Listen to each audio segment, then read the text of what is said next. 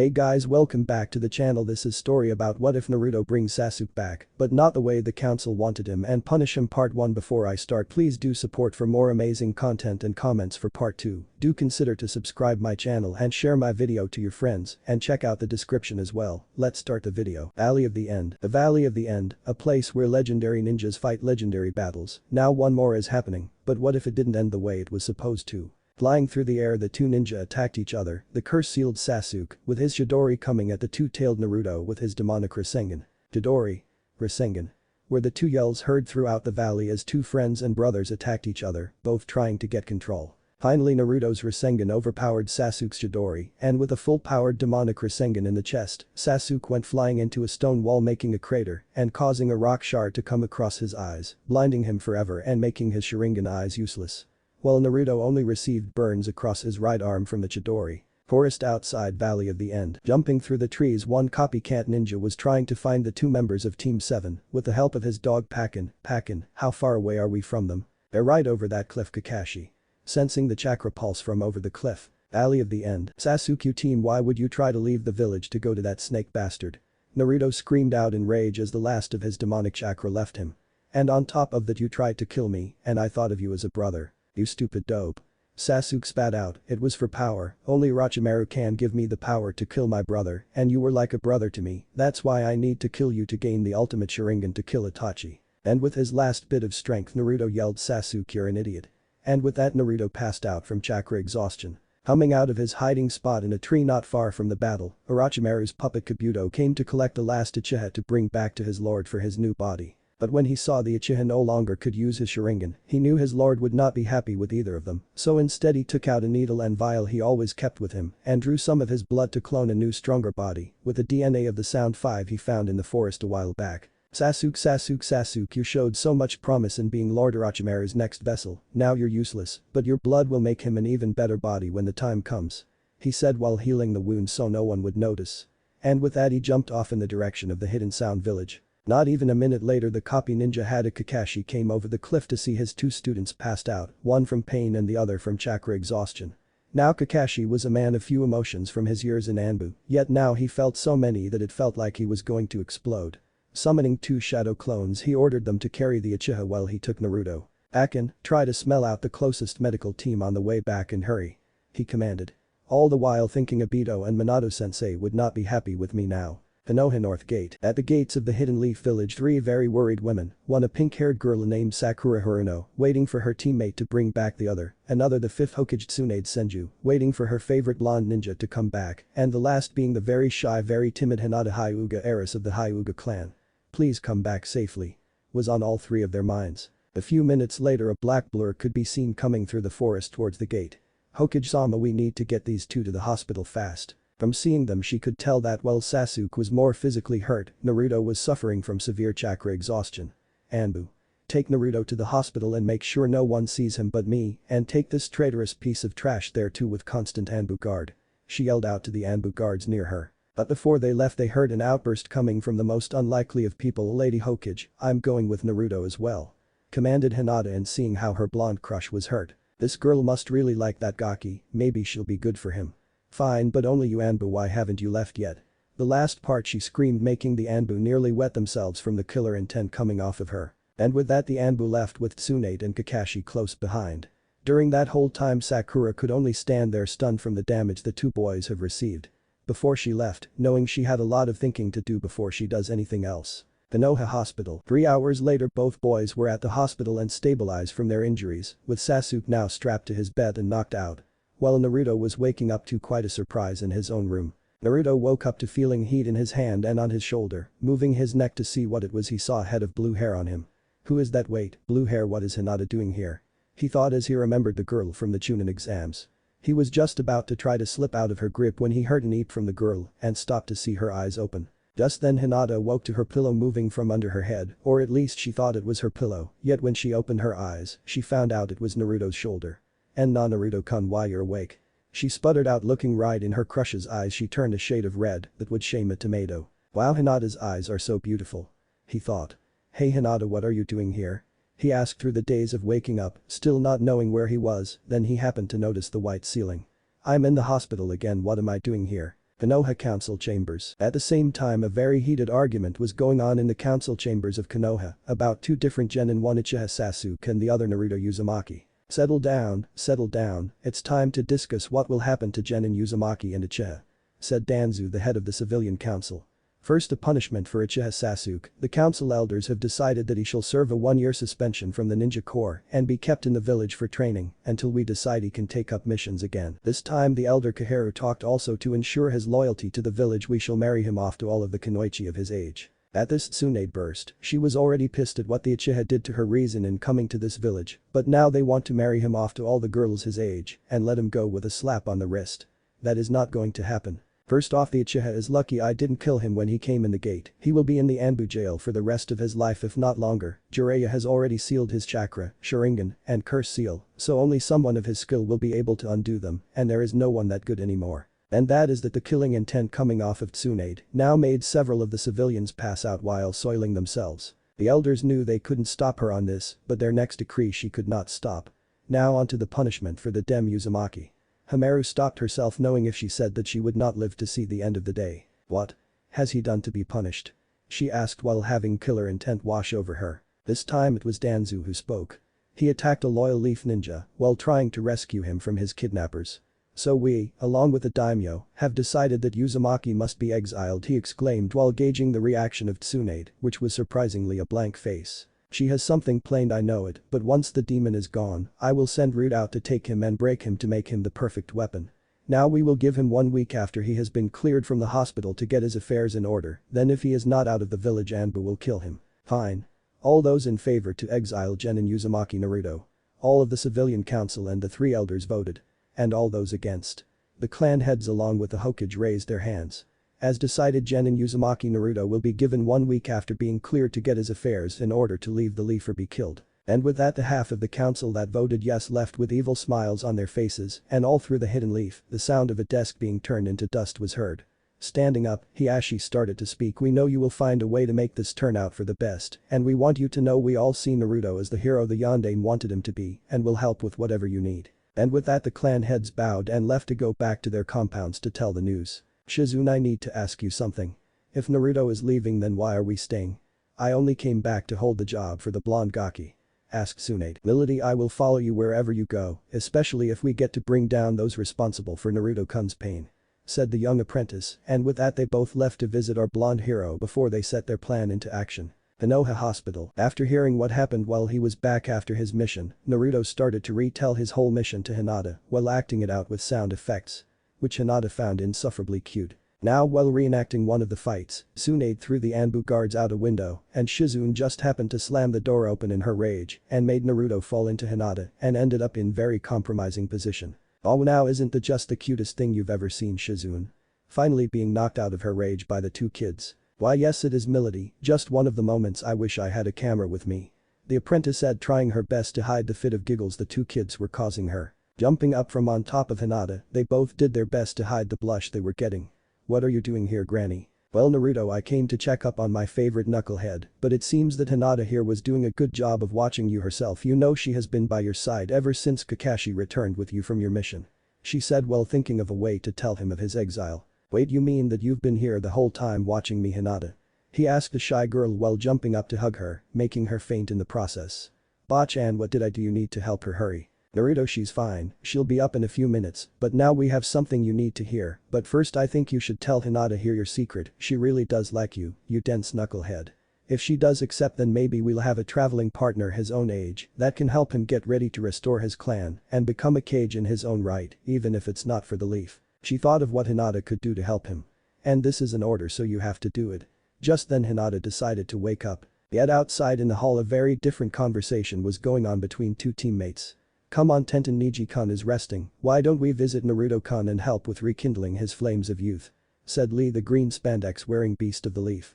But right before he could open the door to see him, Tenten stopped him with a hand over his mouth after hearing about him having a secret. SHH Lee, they're talking in private right now, she said as she moved in to listen and wanting to know the blonde secret. She, like most of the younger generation, have seen the way Naruto was treated and wanted to find out why most of the older generation hated him. Now Hinata, what I'm about to tell you is a S-rank secret that only I'm allowed to tell. If you say anything to anyone you can be killed by Anbu, okay? Hearing this, she could only answer her crush by shaking her head up and down. Okay, now you know what my birthday is, right? And you know that on the same day the Kyuubi attacked the Leaf village and how the Yondaime killed it, right? Again she answered yes. Well, that is a complete lie. The Kyuubi was not killed. It could not be killed, for it is pure chakra, so the Yondaime sealed it into a newborn baby boy. And that boy is me.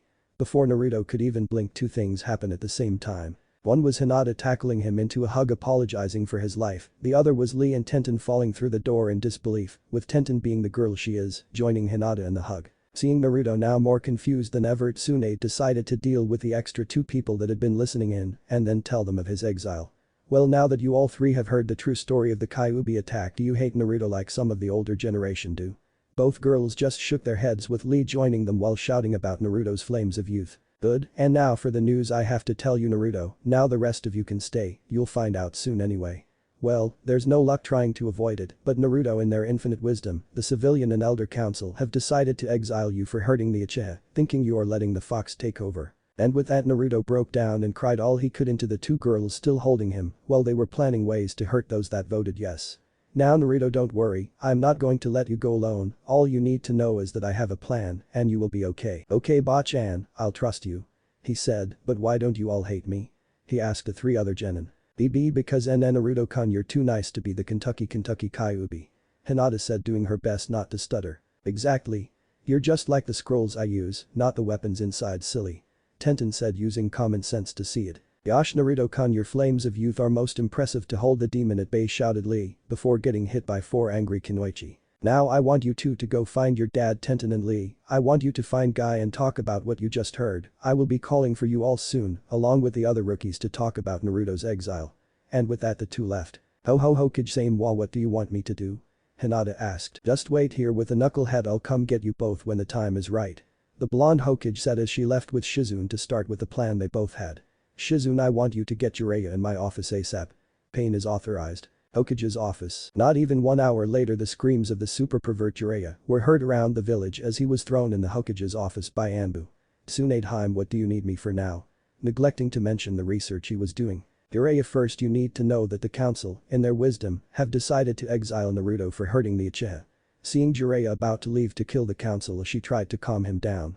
Now before you go off feeding them to your toads, I have a plan, but first I need you to go see Naruto and teach him how to make your giant sealing scrolls and sealing tattoos. Also, if they do decide to make you the Hokage, I need you to accept, if only for a time, to send us missions. Seeing Jiraiya get serious, she knew now she was dealing with the Sannin and Toad Sage, not the super pervert. And in his now enraged state he couldn't do anything but agree. Tsunade, trust me, when and if I'm Hokage I will leave, and the Leaf will be no more for what they have done to Naruto. Now, I have an apprentice to teach. And with that he left with two goals in mind, teaching Naruto and burning the Leaf. Now Shizune, it's time to have some fun and really show this village what happens when you mess with my precious people. She said as she started writing, with that an evil cackle could be heard throughout Konoha. I, Senju Tsunade, the 5th Hokage, do hereby decree that Uzumaki Naruto, Hyuga Hinata and Shinkatama Tenten are made Chunin on my authority. I, Senju Tsunade, the Goddamn Hokage, do hereby decree that Uzumaki Naruto, Hyuga Hinata and Shinkatama Tenten are made my 2nd, 3rd, and 4th apprentice on my authority. I, Senju Tsunade, the Goddamn Hokage, do hereby decree that Uzumaki Naruto is to be granted in financial restitution the sum of 2 million ryo from the Uchiha account for blatant attacks of violence on his person and attempts to sabotage his career. I, Senju Tsunade, the Goddamn Hokage, hereby decree that Uzumaki Naruto, Hyuga Hinata, Shinkatama Tenten, Shizune, and myself Senju Tsunade are released from all obligations and debts to the Konohagakure no Sato and no Kuni, including military service, criminal and monetary obligations, and taxation in the past, present and future. All of their property is remanded to their custody. I leave them their ninja ranks as unaffiliated ninja and give them blessings to join whatever village they wish. I, Senju Tsunade, the Goddamn Hokage, hereby remand to my custody the effects of the Hokage, the contents of the Hokage library, mansion, and tower, until such time as I am requested to return them by my successor.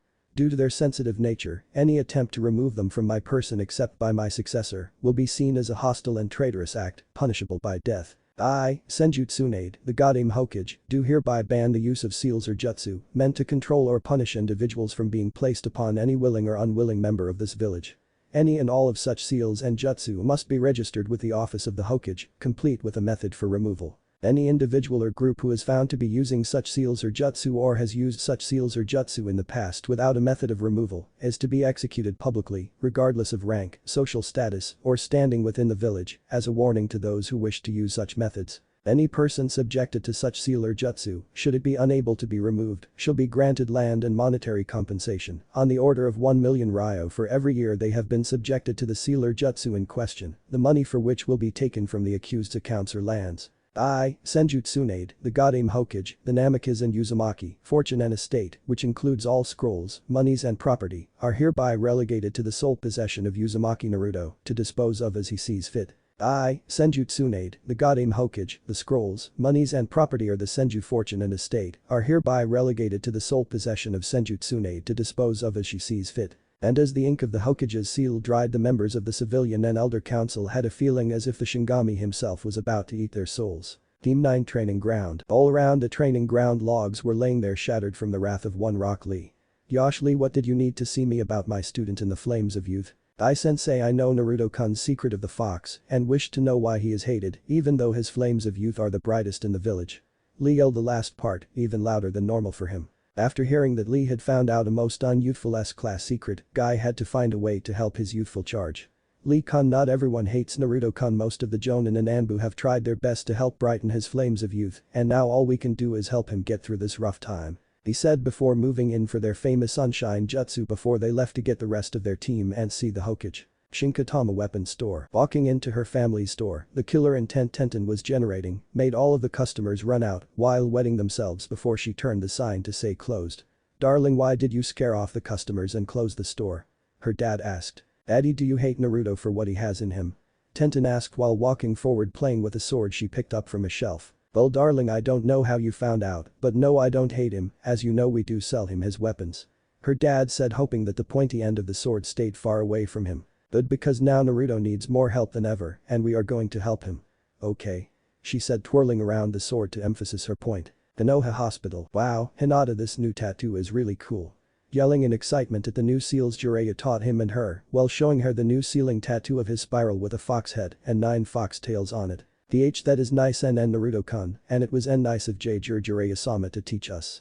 She stammered out while her inner Hinata ran around waving a Go Naruto-kun banner. Man, Hinata sure does stutter a lot and she's always red like she has a fever. I wonder what's wrong with her. He thought. Hey Hinata, if you don't mind me asking, why is it you are always so red and stuttering? Asked our dense blonde hero while a certain fox laughed at his antics. Well, she said, poking her fingers together. No, we can't act like this now, we have to be strong for Naruto-kun and tell him how we feel for him, she thought. Well, you see Naruto-kun, I've liked you for a really long time and by like I kinda sorta like you a lot. And with that Naruto fainted, isn't that normally the other way around? Getting up, Naruto thought it was a dream until he saw Hinata there staring at him with a sad look on her face. Now Hinata-chan, I don't want you to think I don't like you or anything, it's just that I've never been loved by anyone like that before, but if you will give me the chance, I would love to see if our friendship could be taken further. Yet just before he could do or say anything else he was tackled to the ground with Hinata on top of him. Of course Naruto-kun, I'll wait as long as you need me to and try my best to show you what love is. Hinata said while her inner self was jumping up and down for the chance to be close to her Naruto-kun and the fact that he called her Hinata-chan. Ahem. Hearing someone cough, the two jumped apart to see a female Anbu with a cat mask on. Naruto-san, Hinata-san, the Hokage has requested that you both come to her office immediately and Naruto-san, she wants you to leave shadow clones to henge into yourselves while henging into a Hyuga clan member to leave.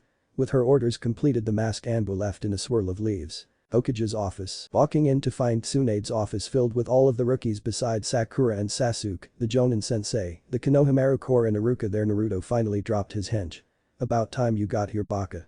Said Tsunade as Naruto tried to throw a stapler at her only for her to catch it. Now Naruto, I know you might not want to do it, but I think now is the best time for you to tell everyone here your secret as well as what the council has decided. With a dead look on his face like someone just stole his ramen right from under his nose, he finally gave up and told everyone the story while asking where Sakura was.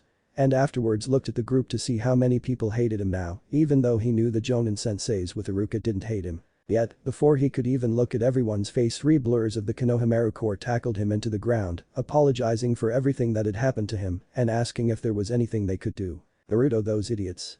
How could they exile you? You're as loyal as all of the Inuzuka clan combined. said Kiba as Shino said how like they were in the aspect of people treating them wrong for what they carry. Naruto-san, you have shown me that fate doesn't control my life, and I know that fate won't control yours either. Neji said in his ever stoic voice. Naruto always being troublesome, protecting the whole village by holding back the fox. The lazy Nara said before Ino punched him in the head for being so troublesome. Said blonde now had her chance to speak. Naruto, you may be loud and obnoxious, but there's no way you are a demon, and when I went to see Billboard Brow, she was too upset to come out, leaving Naruto to think she was sad about what he did to Sasuke. Yeah, Naruto, no one that could eat as much as me could be that bad. Choji said while eating a bag of chips. Now kids, to answer your question, yes, there is something you all could do if you wish to. Tomorrow you can visit Naruto and give him a gift to help with his training. She told everyone, making them think about what to give him and if their parents could help. Also, could the clan heirs stay for a few more moments, you two, Tenten, Hinata and Naruto, but you can wait outside until they leave, and Naruto, don't forget to henge. After saying that, he henged and left to wait with Hinata and Tenten to get to know them better. Okay you three, what I'm about to ask you is to be an S-class secret. The Senju clan, the clan myself, the first and the second Hokage belonged to that started this village, made a scroll containing information of all of the clans in the leaf that each Hokage updates once every 2 years. Seeing the kid stick with her so far, she decided to continue. Now the basic information on all the clans is in the scroll as common knowledge, but the more advanced information is under a blood seal, for which I'm asking you for a sample of your blood to open when the time is right, and so you know anything we find in the world that belongs to your clan will be given to you. Seeing them nod, knowing it would not only help Naruto, but their clan as well, they said yes and let her and Shizune get the blood before leaving. Busting into the Hokage's office again, Naruto started yelling. Granny, why do I have to keep putting up a henge, and why did you keep Shino, Shikamaru, and Choji? Finally running out of heat and with Hinata comforting him, he sat down to listen to the plan. First off, don't call me granny, and you have to keep putting on a henge so no one knows you're okay and healed, and for your last question, you'll find out soon enough. She said with a tick mark on her forehead. Now you three are here as part of the plan myself and Shizune have come up with. First off, we're leaving, and I mean all 5 of us, tomorrow night. Tsunade-sama, I don't doubt that your plan will work, but why am I going with you? Tenten asked, seeing why they would leave and why they would take Hinata but not her. That brings me to the second part. As of right now you three are my new apprentices. And with that said, Tenten almost pulled a Hinata and almost fainted. But what about Iro-sensei, I'm sure he could teach me more. Naruto said, ducking a paperweight aimed for his head. Naruto, Tsunade-sama is a legendary Sannin and a world-renowned medic ninja that could teach you things that would make your head spin. Shizune said, trying to make Naruto see how good it would be to be learning from Tsunade-sama. Now that is done, I want you three to go into the vault and start sealing everything into scrolls, then into this one giant scroll to be sealed into Naruto's tattoo seal, where we will go through and organize everything when we are out of the village, and after that I want you two to go pack everything you need to leave. She said, handing a giant orange and black scroll to them, much to Naruto's delight. Seeing them take everything from jutsu scrolls, summoning contracts, and the forbidden scroll of seals, she knew they would be ready by tomorrow. The Noha hospital, in the room of one Uchiha, Sasuke, the avenger of the Uchiha clan, was waking up to find he could not see anymore. My eyes, they're useless now, how am I going to beat Itachi and restore my clan without my Sharingan? The lone Uchiha thought while blaming it all on Naruto and the village not teaching him enough. In our hero's room, Naruto was getting his goodbye gifts from his friends and their family.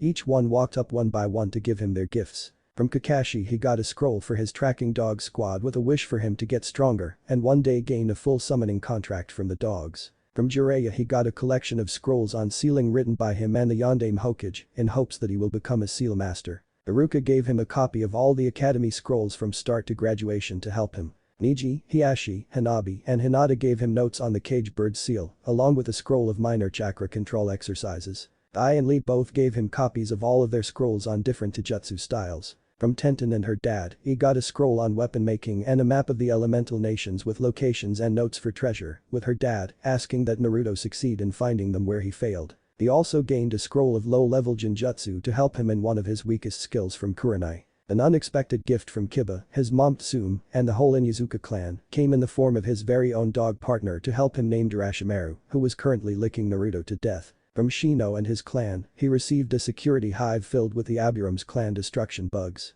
Shikamaru, his dad Shikaku, with the Nara clan, gave him a dual-sided shogi and go board to help with his strategy and a scroll about using your chakra to control your shadow. From Ino and the Yamanaka clan, Naruto got a book on how to improve his mindscape. Toji and the Akamichi clan, in Naruto's opinion, gave the best gift of a food card that was accepted at almost all restaurants in the elemental counties. And last but not least from Asuma and Konohamaru, he was given a set of pure black knuckle knives with a scroll on how to use them. Receiving the last of his gifts, the group left with the exception of Hinata and Tenten. Sealing all of his gifts into his scroll with the exception of Orochimaru, who was now being pampered by the two girls sitting on Naruto's bed. Okay guys, let's get ready to leave. I want all of you to be at the west gates in 1 hour. Oh, and Naruto, remember, Tsunade said, leaving with Shizune to get the rest of their stuff. Yeah, I know Henge.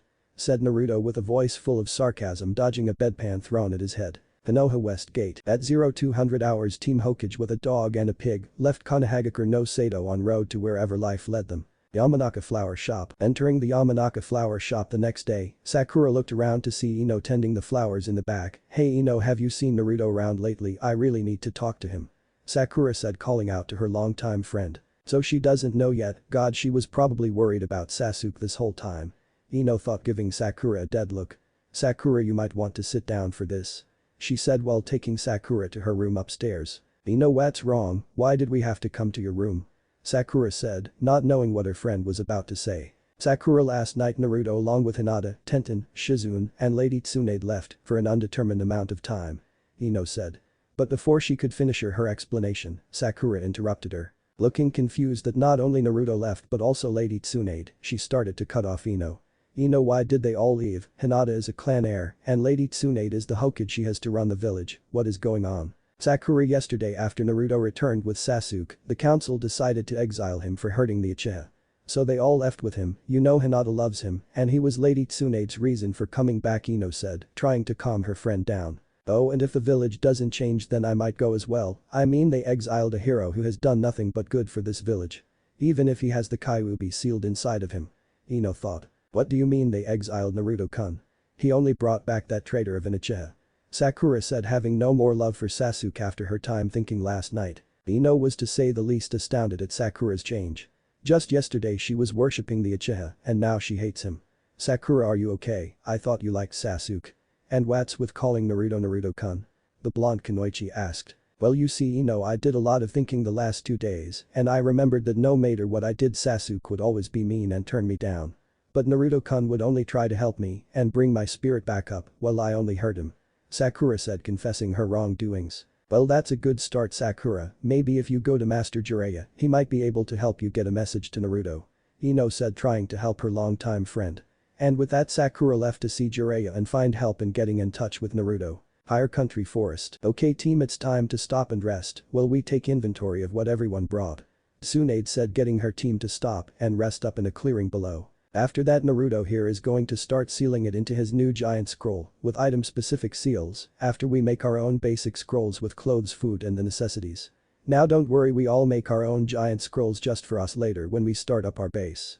She said, making everyone happy, especially Tenten, as she loved stuff that you did not need a clan for. Now we will start off by listing what we brought with us, Shizune, and then myself will start. Taking out everything she packed, Shizune started to list off what she had. Well, I have with me 400 senbon with 2 spare launchers, 200 kunai and shuriken. I also have 10 soldier pills with 50 normal med kits, a 2-year supply of ration bars, my own personal scroll of all the poisons I know, and a scroll of clothes. She finished laying everything she had in front of her. Seeing her first apprentice finished, Tsunade started to take out her own things. Well, now all of that is good, but I have you beat Shizune. I have the same in senbon kunai and shuriken minus the launchers with 100 explosive notes, 50 med kits and 2 years of rations. I also have my own scroll on my strength technique, 3 sets of basic to expert medical books with all my knowledge and more, 3 sets of scrolls on all of my medical jutsu, along with my clothes, the slug summoning scroll, and what I asked the heirs to give me. Seeing her new apprentices light up at the medical and strength scrolls she brought, she told Hinata to go next. Well, I have 100 senbon kunai and shuriken, 20 explosive notes, 10 soldier pills, 5 of my homemade HH healing salves, 2 med kits, a year of rations. I also have scrolls on basic to advanced Hyuga forms in JJ jutsu, and my clothes. Hinata said with a blush on her face the whole time from having Naruto-kun's full attention and Orochimaru licking her on the face. Seeing Hinata done, Tenten decided to go next. Well, I guess he'll go next. I have 300 senbon, kunai and shuriken. I also have a collection of practice weapons of every kind, 150 explosive notes, 20 soldier pills, 6 months of rations, a basic trap making kit. I also have a basic lockpicking kit with my clothes. And last but not least is a turtle summoning scroll from Gai Sensei.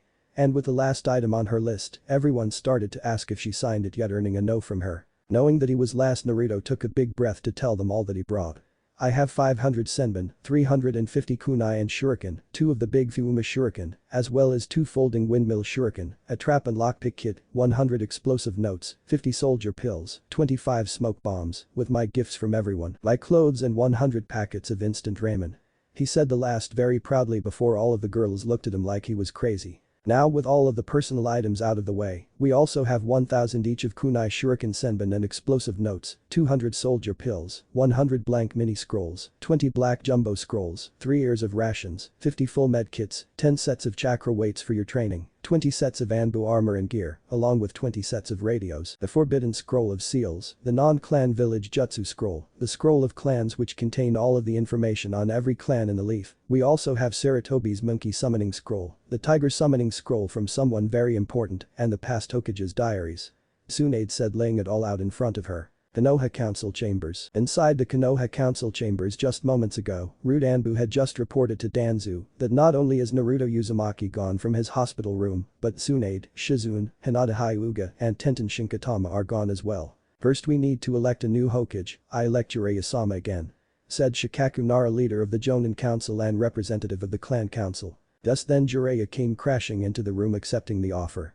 I readily accept the office of Hokage of the Leaf, shouted Jiraiya with a big perverted grin on his face, already thinking of his plans to help Tsunade. Our next order of business is to make all of the missing nins with a kill on side order for Uzumaki, said the 2 council elders, trying to turn everyone in their favor. Now you can't do that, elders, because here are Tsunade's last orders as Hokage of the Leaf.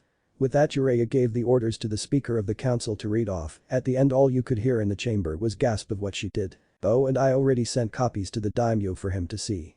And with that, the clan heads and Jiraiya left, with the other half of the council wondering if they could turn this around. Higher Country Forest. Meanwhile, Tsunade was instructing our blonde hero in how to split up the rest of their equipment after filling their pouches and putting their clothes and food away, while the others were playing with Urashimaru. A few minutes later, scroll was filled with sections for gear, weapons, medical kits, scrolls, jutsu, and Naruto's gifts.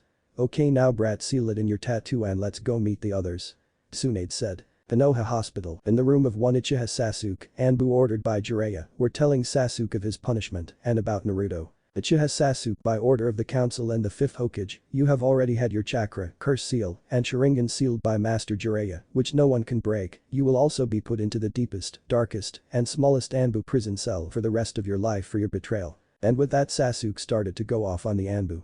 What are you talking about? I'm an Uchiha, no one can do that to me. I should be trained to kill Itachi. I'm better than all of you. And the 2 million Ryo from the Uchiha account has been given to Uzumaki Naruto for you attacking him, while the rest of the Ryo was given to the Hidden Leaf Village. The Anbu, seeing that the news was already making the Uchiha go crazy, decided to drive the nail into the coffin. Also, Uzumaki Naruto has been made the new apprentice of the 5th Hokage, along with Jiraiya.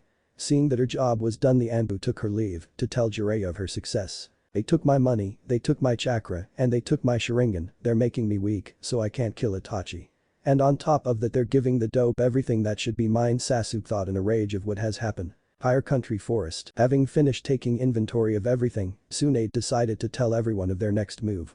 First off, I'm going to tell you what the vials of blood were for, and then about the first part of our plan, then Shizune here will tell you the last and biggest part of it. The blood I took from the clan heirs along with the Uchiha and the Kurama clan heir were for the scroll of clans. Here, under every clan name is a section sealed under a blood seal.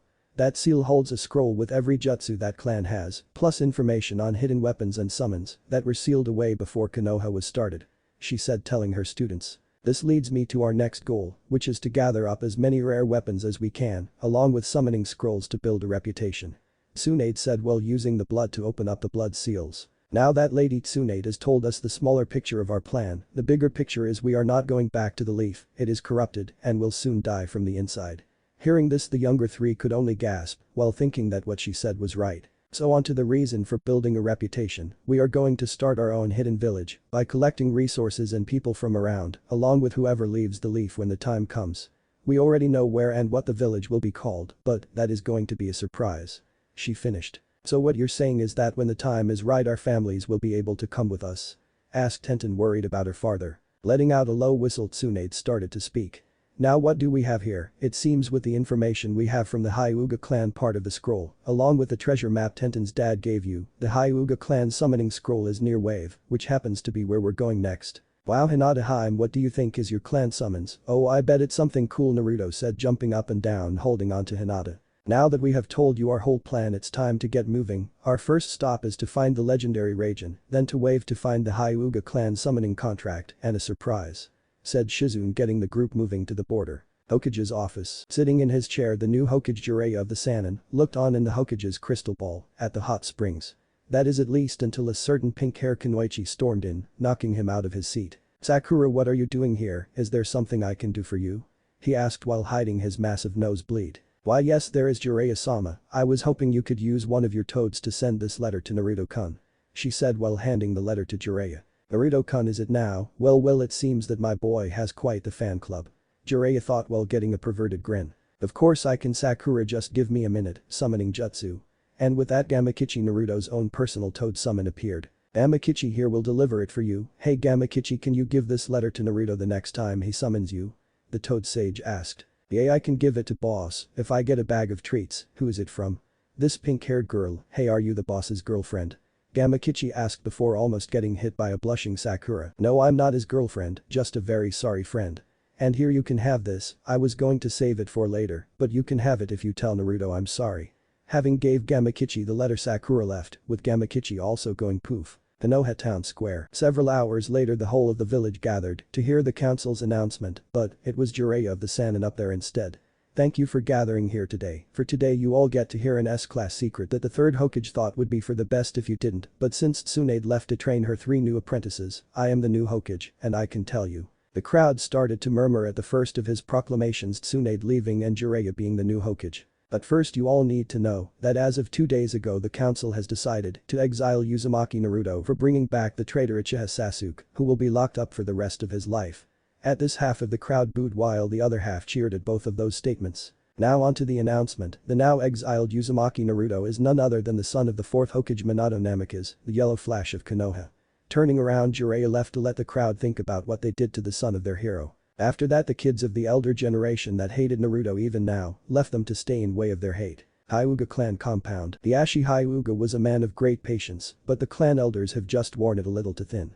He knew they were having meetings behind his back, but couldn't yet confirm it, which made him very angry. Yet at this time, one of those secret meetings was happening just a few rooms over. "So it is decided we will send out a bounty for not only the demon child, but that weakling of an heiress as well," one of the elders said. "Yes, and not only that, but we will send some of our branch members with Danzo's route to hunt them," another elder said before they all left to go about their daily lives. Hokage's office. Not even 5 minutes after Jiraiya's speech, a confused-looking Iruka entered the room with a scroll in hand. "Hokage-sama, here is the mission scroll you asked for, but why do you need it?" "It's only a small mission to stop a gang in the land of rivers." "Well, Iruka, this mission is for a very special group of ninja," Jiraiya said. "Well, I'm sure the council won't like you're giving this mission to, but I do, and I say the council can just deal with it," Iruka said, getting Jiraiya's secret meaning. "Good. Now for your next mission, I need you to give these scrolls here with the council's orders for Naruto and Tsunade's own to the daimyo at the fire capital," Jiraiya said, putting into motion his plan to burn the leaf and all those not worthy of the will of fire. "Hi Hokage-sama, but when I come back I plan to start training for the Jonin trials," Iruka said before he left. Hearing that, Jiraiya got another idea to screw over the council. "Okay Iruka, and I have the perfect team for you to teach." Somewhere in the Hidden Leaf Village, 3 academy students sneezed, making them drop their paintbrushes used to paint the Hokage Mountain. Secret council chamber. The 2 council elders along with Danzo were busy plotting against the now missing demon container and his group. "Damn them, Namikaze, every one of them, they all just don't know how to stay out of my way. First the 4th Hokage and now his demon of a son, Root." Danzo yelled, calling for his Root Anbu to come to him. "Yes Lord Danzo, what can we do for you?" one of the Root members asked. "We want you to go with a group of branch Hyuga to track and capture Tsunade and her team," said Danzo, while the other 2 elders just nodded their heads in agreement. "Soon the leaf will be mine to make it into what it should have been all along without that soft-hearted fool Sarutobi. And then the world as we take out all of the other hidden villages that stand in my way," Danzo thought. "Damn that woman, not only did she leave, but she took most of the money we've been using to found our root program," Hamaru said to the other 2 elders. "And now we have Jiraiya thinking that he can boss us around, well, we'll make him bow down to us, the true rulers of Konohagakure," Kaharu said. Haven Fire Country. Okay guys, we'll stop here for lunch. Shizune said, getting the group's attention. Tsunade-sama, Shizune-san, I see someone in the cave over there, they look hurt.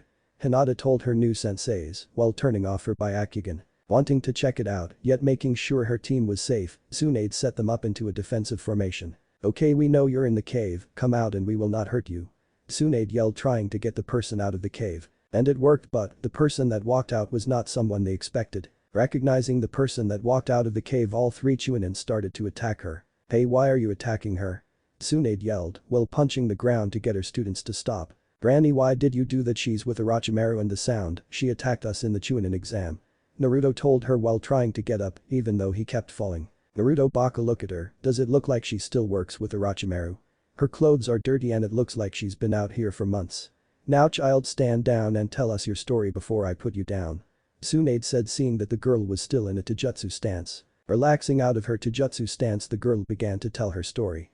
Well, my name is Kin, I was once a genin of the sound, but Orochimaru tried to have me killed to use his resurrection jutsu. But that the three Chunin gasped at Orochimaru's ruthlessness before Tsunade could calm them down. But as you see, I managed to get away. I was just living in the forest until a few days ago when I heard that the Sound 5 were coming by. I hid then in this cave, only to see Kabuto come and take their dead bodies away to experiment on them. Now wait, weren't you the one that was chasing after the Uchiha? Kin asked Naruto. Before Naruto could even open his mouth, Tsunade started talking. Okay Kin, now I need to ask you some questions, okay? Seeing Kin nod, she continued. First, I up until now was Hokage of the Leaf, but they exiled Naruto here for bringing back the Uchiha, so we all left. So now I have a question for you, how would you like to join us, on a provisional basis first of course? Tsunade asked. Lighting up at the chance to be out of this forest, while seeing that no one would hate her, the only thing Kin could do is say yes. Of course, Tsunade-sama, I would love to join you, I'm sure you will treat me a lot better than that jerk Orochimaru ever did. Smiling at the new addition to the team, Tsunade knew they were in for a trip. Now that is all settled, let's go have some lunch and talk about training. Hearing the word training, all Naruto could do was smile, thinking he was about to learn some cool new jutsu. Awesome granny, what are you going to teach us? That cool scalpel jutsu Kabuto uses, or maybe your strength to jutsu style? Naruto yelled out, only to get hit in the head by Tsunade. You're not going to learn anything yet, we're going to talk about our training schedule, but first Naruto, now that you're a Chunin I can tell you of your family. The blonde Hokage said. Before Naruto could even utter a word though, Tsunade hit him with a rock from across the fire. Now before you start to talk, let me finish. Naruto, your mom was Kushina Uzumaki, the last of the royal family of the Hidden Whirlpool Village. And your dad was none other than Namikaze Minato, the fourth Hokage of the Hidden Leaf Village. Swan said, shooking everyone. And with that Naruto exploded. You mean that the man that sealed the fox inside of me is my own father? How could he? Did he hate me? What happened? He screamed out in rage. No Naruto, he did not hate you, he loved you and trusted that only you could hold the fox back. The slug Sannin said. Now on to this last surprise for you, you as the last member of the Uzumaki and Namikaze clans fall under the Clan Restoration Act, which allows you to take on many wives in order to recreate your clan, but only if you love them, because if you don't, I will punch you from one end of the elemental countries to the other. And with that said, not only did Naruto faint, but Hinata did as well. Finally getting Naruto and Hinata awake, the group finished eating. So I can have multiple wives, but only if I love them, well that is no problem, I would never marry someone without love. Naruto said, electing an Og from the group. But only if it's okay with Hinata. I'm here, since I said I would give her my first chance of love. Naruto said so everyone would know about his intentions. Hearing that her Naruto-kun gave her the choice on if he had many wives, only made Hinata blush a little, him call her his Haim made it a full face blush of a new shade of red. Well Naruto-kun, as long as they are GG good people and I'll love you, it's okay, why with me? She said, earning her a huge hug from Naruto and a glare of jealousy from Tenten, even though the latter had no idea why she was jealous. Okay, now that we're all together as a group, it's time to talk about training. Shizune said, getting everyone together. Seeing the group gather, Tsunade decided to start. So in the morning we will start with physical training and chakra control, and then we will move on to team taijutsu and weapon training and sparring, along with team jutsu training. After lunch we will have a small training session in tactics as well as your medical training. Then for the rest of the afternoon we will train in our summons, mastering what we already know and our personal training. Tsunade said, laying down the training schedule Shizune and herself made. Tsunade-sensei, did either of Naruto-kun's clans have a bloodline? Tenten asked her sensei. Wait, did I just call Naruto Naruto-kun? What am I doing, and what was up with that stare I gave Hinata-chan? I mean, he is kinda cute, but he's Hinata-chan's, but he does try his best to help everyone and he can have many wives. No, I can't think of this right now, I barely know him. She thought to herself about the blonde next to her. Picking up on the kun the bun-haired girl used with Naruto's name, Tsunade gave her an answer. Well, neither have a bloodline per se, but the members of both were known to have huge chakra reserves, and if you add in the fox then, Naruto has more chakra than any Kage. Now turning her attention to the boy of the group. Speaking of which, while Shizune and myself check on Kin here, I want you Naruto to start to meditate to calm down your chakra, it will help us with your control later on. Do I really have to Tsunade Bachan? Naruto said putting on his pouting face. This received big blushes from 3 of the girls and a smaller one from Shizune. While earning a slap to the head from Tsunade. Giving Naruto a look that could kill, Tsunade answered him. Yes you baka, the better control you have the more powerful jutsu you can use. Hearing about jutsu Naruto shot up and walked away to go meditate. Anbu prison, anyone could tell you this was something you didn't see every day. Walking down the halls of the Anbu high-level prison was none other than the Sanin Jiraiya, with the last Uchiha. With the later demanding to be let go and receive training. I demand that you train me, I am of the Uchiha clan, I am better than all of you. Yelled Sasuke, only to get thrown into his dark cell. Boy you need to learn your place, there is no more Uchiha clan, just you and Itachi. Jiraiya said, getting Sasuke fuming from his clan being denounced like that. And now Itachi is the only one that is able to restore your clan. Jiraiya said before walking out of the prison, hearing Sasuke scream before being knocked out by Anbu, knowing that Sasuke would be there for a very long time. Naruto's mindscape waking up to see a sower Naruto knew exactly where he was. Okay you dumb fox, where are you and what do you want? He yelled out hoping to get the fox's attention. Come over here kid, it's time we talked, there's a lot you need to know. The Kyuubi said, motioning Naruto over to a chair in front of her cage. Sitting down in the chair, Naruto noticed that in the cage wasn't a giant fox, but a young woman with long red hair and 9 fox tails coming out of her red kimono. Wait, where's the fox and who are you? Naruto asked confused. Seeing him sit down she started to talk. Naruto, I'm the Kyuubi, but first things first is I'm sorry about me being sealed inside of you, I didn't mean to attack Konoha. Seeing that he was about to start yelling at her she held up her hand to stop him.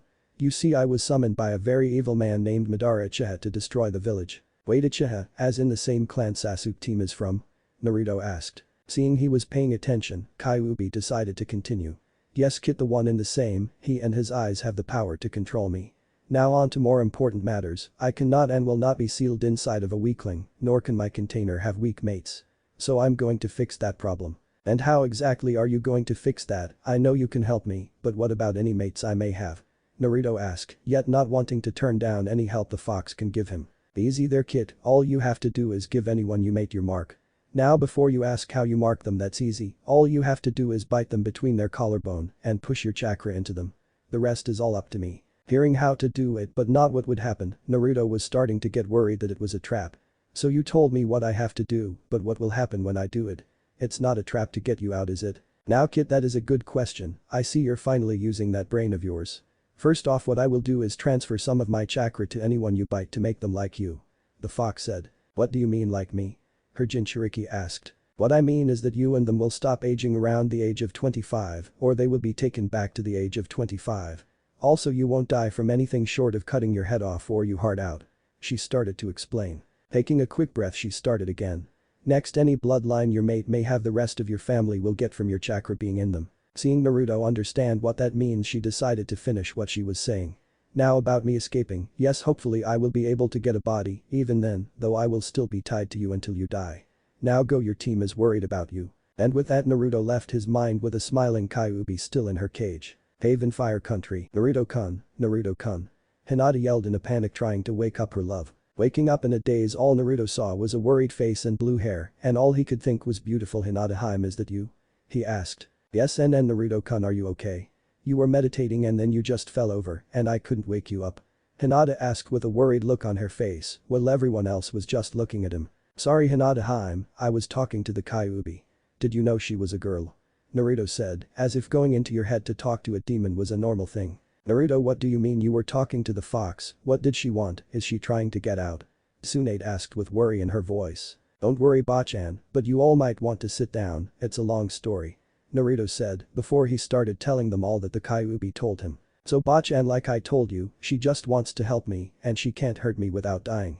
He said before Tsunade stood up and flicked him in the head. Sitting back down after flicking Naruto, Tsunade started to talk. I still don't trust her Naruto, but if she does prove trustworthy then you can accept her deal. But now we need to get moving, we have one more stop before we get to Wave. So pack up, we leave in 1 hour. Higher country border. Okay group, it's time to stop for a break. Tsunade said, getting her group to stop. We're going to be at the cliff, the Raijin fell off in an hour, so rest up. The blonde medic said to her team while her and Shizune went off to talk about their plans. Grabbing a ration bar, the girls and Naruto sat down in a circle to talk. Not liking the silence, Kin decided to start the conversation. So why did you all leave anyway? I heard you won the war, what could have happened to get you exiled, besides hurting the Uchiha? She asked. Well, you see, I didn't just hurt their Uchiha, I blinded him, so his Sharingan is useless now, and so is he. Naruto said, starting to tell his story. But not only that, but as you heard, I'm the Jinchuriki of the Kyuubi no Kitsune, so back in my village I was hated by most of the village. He told her. Understanding why Naruto was here, she still didn't know why the girls were following him. Okay, so I know why you're here, but why did you and the others follow him? Kin asked Hinata and Tenten. Hearing her question, Hinata decided to answer first. Well, Kin, you see, I've had a CR crush on Naruto-kun here for a very long time, so I decided to leave with him to get to know him better and express my love for him. Hinata said while holding Naruto's hand and blushing as red as a beet. On the other hand, I felt that any village that would throw away a hero like Naruto would throw away us normal ninja without a second thought. Also, I know he is not the fox, just your jailer. Tenten said, finishing up her story. Okay, so I get you too, but what about Tsunade-sensei and Shizune-sama? Kin asked. Trying to take his mind off of Hinata holding his hand to stop blushing, Naruto answered her this time. Well, you see, I'm the reason that Bachan came back to the Leaf Village, so if they would kick me out, then she thought, why should she stay? Naruto said, even though he was still blushing a little from Hinata holding his hand. But that conversation over, the group decided to talk about their lives, what training they had, and their goals for the future. Not too far away. So Tsunade-sama, what do you think about our little group? Shizune asked her sensei. Resting up against a tree, Tsunade answered her. Well, Naruto and Tenten will need to work on their chakra control, while Tenten and Hinata will have to work on their chakra reserves. What about that new girl, Kin? Do you trust her? She did work with Orochimaru. The young medic asked. Thinking about her first apprentice's question, Tsunade sighed before she answered. Well, Shizune, I don't know, she doesn't seem to like Orochimaru anymore, we'll just have to wait and see. About her as a student, well, she has small reserves and decent control, but she needs more of both to work with us. Tsunade answered her apprentice. And if she does betray us, she won't live to see the next day. Tsunade thought about what she would do to the new girl of her group. Well, Shizune, I think we gave them enough time to get to know each other, let's get them and go. I want to make it to Wave by nightfall. Tsunade told Shizune while getting ready to leave. Leaf Training Ground 7. Arriving to see his last student standing on the bridge waiting for him, Kakashi walked up to her. Yo, Sakura, what did you want to see for? The copy ninja asked her. Well, you see, Kakashi-sensei, I wanted to know if you would train me to be a real kunoichi.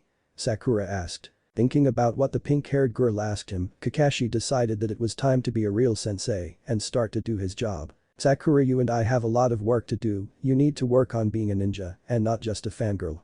He said, but before she could go all emo on him, he decided to finish what he was saying. And me, well, it's about time I become a real sensei to you and stop thinking about what happened in the past.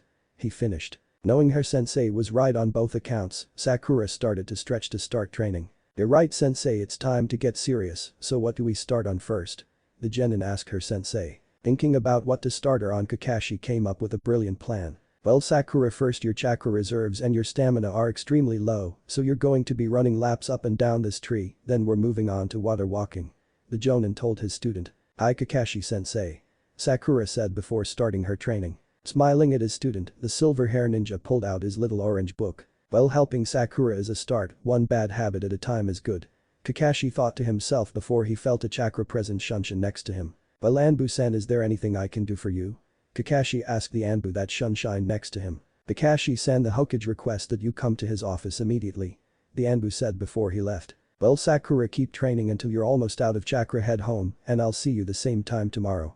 Kakashi said before he left. Leaving Sakura alone to finish her training and grow stronger. Hokage's office. Summoning Jutsu, Jiraiya yelled out, summoning 6 small messenger toads. What do you need of the toad messengers, Jiraiya? Their leader asked the Sannin. Amaboda, I need you and your group to go to the hidden villages of Sand, Mist, Cloud, Rock, Waterfall, and Sound. Jiraiya said, telling them of their jobs. Hopping right on top of Jiraiya's desk, Amaboda stared straight into his eyes. And why would you want us to go out to hidden villages not even allied with us? The toad asked. I need you to discreetly let the information about Tsunade leaving the leaf get to their leaders, again without being seen. The toad Sannin said. Hopping off of the Hokage's desk, the other 5 toads jumped out the windows on their way to their targets. Jiraiya, you better have a good plan, because you know if the boy gets hurt Gamabunta will squash you like a fly. Gamabota said before leaping out the window himself. I hope this plan works for Naruto's and my sake. Jiraiya thought before Kakashi came through his door. Leaning in his chair, Jiraiya's head looked like it was about to explode. Had a Kakashi, the most late ninja in the world, was early. Jiraiya-sama, you needed to see me? Kakashi asked. Regaining his composure, Jiraiya started to talk. Ah yes Kakashi, it seems that you only have one student left, so while you're training her, how would you like a long-term and village mission? Well, Hokage-sama, as a loyal ninja of the leaf, I would be honored to take any mission you would give me. The copy ninja answered, already knowing where this was going. Okay, then you have two S-ranked missions. The first is for you to write down every jutsu you know, separate them by element and rank. The Hokage said. Not expecting that part of his mission, Kakashi decided to ask Jiraiya what he needed his jutsu for. If you don't mind Hokage-sama, why do you need the jutsu I've copied? The copy ninja asked. Well Kakashi, if you must know, your jutsu are going to be a gift for a certain group of ninja. Jiraiya told him with a smile. Seeing Kakashi understood what he said, Jiraiya gave him his second mission. Now your second mission is to find any and all root members and spies in the leaf. You will have the help of your old Anbu squad on this. After telling him that, Jiraiya pressed down onto a seal under his desk, getting a group of Anbu in his office. You called for us, Lord Hokage? The Anbu captain asked. Yes, you have a mission. You and your team will be working under Hada Kakashi again to clean the leaf of root Anbu and spies. Jiraiya said to the Anbu team. Yo guys, I'm back. Kakashi said. Taking out his wolf masking and putting it on, Kakashi and his team left so the Hokage could get to more peeping. Cliff at Fire Country border. Well team, here it is. This is where Naruto knocked the Raijin off the cliff into the water. Tsunade told her team. Hey, it's not like I meant to do it, I was being attacked. Naruto yelled out. Stepping in between the two, Shizune stopped the argument before it even started. Here's the plan team, first me and Tsunade-sama will be staying up top watching your progress. Tenten, you and Kin will be on that lower ledge holding the rope for Hinata and Naruto to climb with. Shizune started to explain to the team. Now Naruto, your job is to dive down and get the Raijin, while Hinata waits for you on top of the water to help you if you need it. She finished her explanation. During their jobs, Naruto pulled out their gear from his giant scroll, some climbing rope and kunai to tie to the rope. He also pulled his trunks out as to not get his clothes wet. Okay girls, let's do this. Naruto yelled while walking to the edge of the cliff. Noticing that the top half of the cliff smooth, the group started walking down onto a small edge halfway down. Okay Naruto, Hinata, this is where we need to start using the rope. Tenten said while setting the rope up. Looking down, Hinata couldn't help but be afraid. It'll be okay Hinata-hime, if anything happens I'll be there to save you. Naruto said, giving her hand a squeeze. With Hinata's renewed confidence, her and Naruto started climbing down the rope. Be careful you two, we'll be waiting. Kin yelled out to her new friends. Reaching the bottom, Naruto started looking around to find the Raijin with no luck. Then Naruto-kun, maybe I could find it with my Byakugan. Hinata said to her love. That's a great idea Hinata-hime, Naruto said before picking her up in a huge hug and spinning her around, which almost made them both fall in and gave Hinata a massive blush. Byakugan, Hinata said, activating her bloodline to see into the water. It's straight down there Naruto-kun. Hinata said. Okay Hinata-hime, see you in a bit. Naruto said. And with that, Naruto dove down into the water to find the Raijin. It was going on 5 minutes and Hinata still didn't see Naruto coming up. Getting worried, she started looking down with her Byakugan. Oh Naruto-kun, what could you be doing just staying down there? Hinata thought to herself, seeing Naruto just floating by the Raijin. Hinata, what's taking Naruto so long? Tenten asked. I don't know. Hinata yelled out to the other girl. Surging up from the bottom of the water, Naruto jumped out and landed right next to Hinata with something in each hand. And then Naruto-kun, what took you so long? Hinata asked her crush. Hiding his one hand behind his back, Naruto started to walk back to the cliff. Oh, it's nothing Hinata-hime, let's get going. Naruto told her. Walking back up the cliff, Hinata couldn't help but wonder what Naruto was hiding from them, but decided to let him surprise them. Seeing Naruto and Hinata climbing the rope back up, Tenten and Kin started pulling the ropes up to help them. Naruto, what were you doing down there? Kin asked the blonde. Oh, it was nothing, let's keep going so we can get back to Tsunade-sama. Naruto said nervously. With them up and the rope put away, the group started walking up the rest of the way. Seeing the group come back, Tsunade walked over to make sure everyone was okay. Naruto, what took you so long down there, and did you get the Raijin? The medic ninja asked. Of course Tsunade-sensei, but not only that, I also saw these really beautiful flowers and got one for each of you beautiful ladies. Naruto said, pulling the flowers from behind his back to give to the girls. Handing a flower to each Hinata, Tenten, Kin, Shizune and Tsunade, Naruto was engulfed in hugs from all of the girls. Now that's my boy, a lady killer already. The Kyuubi thought inside of Naruto's head. Letting himself free, Naruto was able to get out the Raijin from his trunks. And here is the Raijin. Naruto said, activating the legendary blade. Hey Tenten, would you like to hold on to it for now? I mean, you are the best one here with weapons. Naruto asked the bun-haired girl. Running up to Naruto, Tenten started jumping up and down like a little schoolgirl. Oh yes Naruto-kun, I would love to hold on to it. Tenten said while giving Naruto a huge hug. That's the second time she called him Naruto-kun, looks like he might have his second girl sooner than later. Tsunade thought while looking at the two. So Tenten might like him too. Well, I won't let that stop me, I'll still be his first wife and I get to say who he can go out with. But she is a nice girl and I know that she doesn't hate him for his burden. Hinata thought to herself. Okay girls, stop groping Naruto, it's time to leave, next stop wave. Tsunade said, getting everyone ready to leave. Leaf Jonin Bar. Sitting around a table were three of the most powerful Jonin in the Hidden Leaf Village, Hada Kakashi, Might Guy, and Sarutobi Asuma. So Kakashi, how is your last student doing? Guy asked his eternal rival. Well Guy, she's getting better, by the end of this week she'll be able to move on to water walking. Kakashi told him. Ordering another round of sake for the group, Asuma started to talk. You know Guy, you lost a student as well, so how are your two doing? Asuma asked the green spandex ninja. They're okay, they understand why she left and training hard to be at her level next time they meet. Guy told his Jonin companion. Grabbing his cup of sake, Kakashi might have had the best idea of his life. You have two students and I have one, so why don't we do joint missions together to give them all more experience? The copy ninja asked his rival. Kakashi, my eternal rival in youth, I must say that is the single most brilliant idea you have ever had. Guy said. Having that done, they all started to talk in more hushed tones. So what do you guys think will happen now that Tsunade-sama and her group are gone? Guy asked the group. I don't know, the village itself is rotting and corrupted, they have already dishonored my father and clan. Asuma said to the Taijutsu master. Nodding his head, Kakashi spoke. Not only that, but they also dishonored the fourth and his family. Looking around to see if anyone was by them, Kakashi got a serious look on his face that one could even see under his mask. How would you two like to help me on a mission?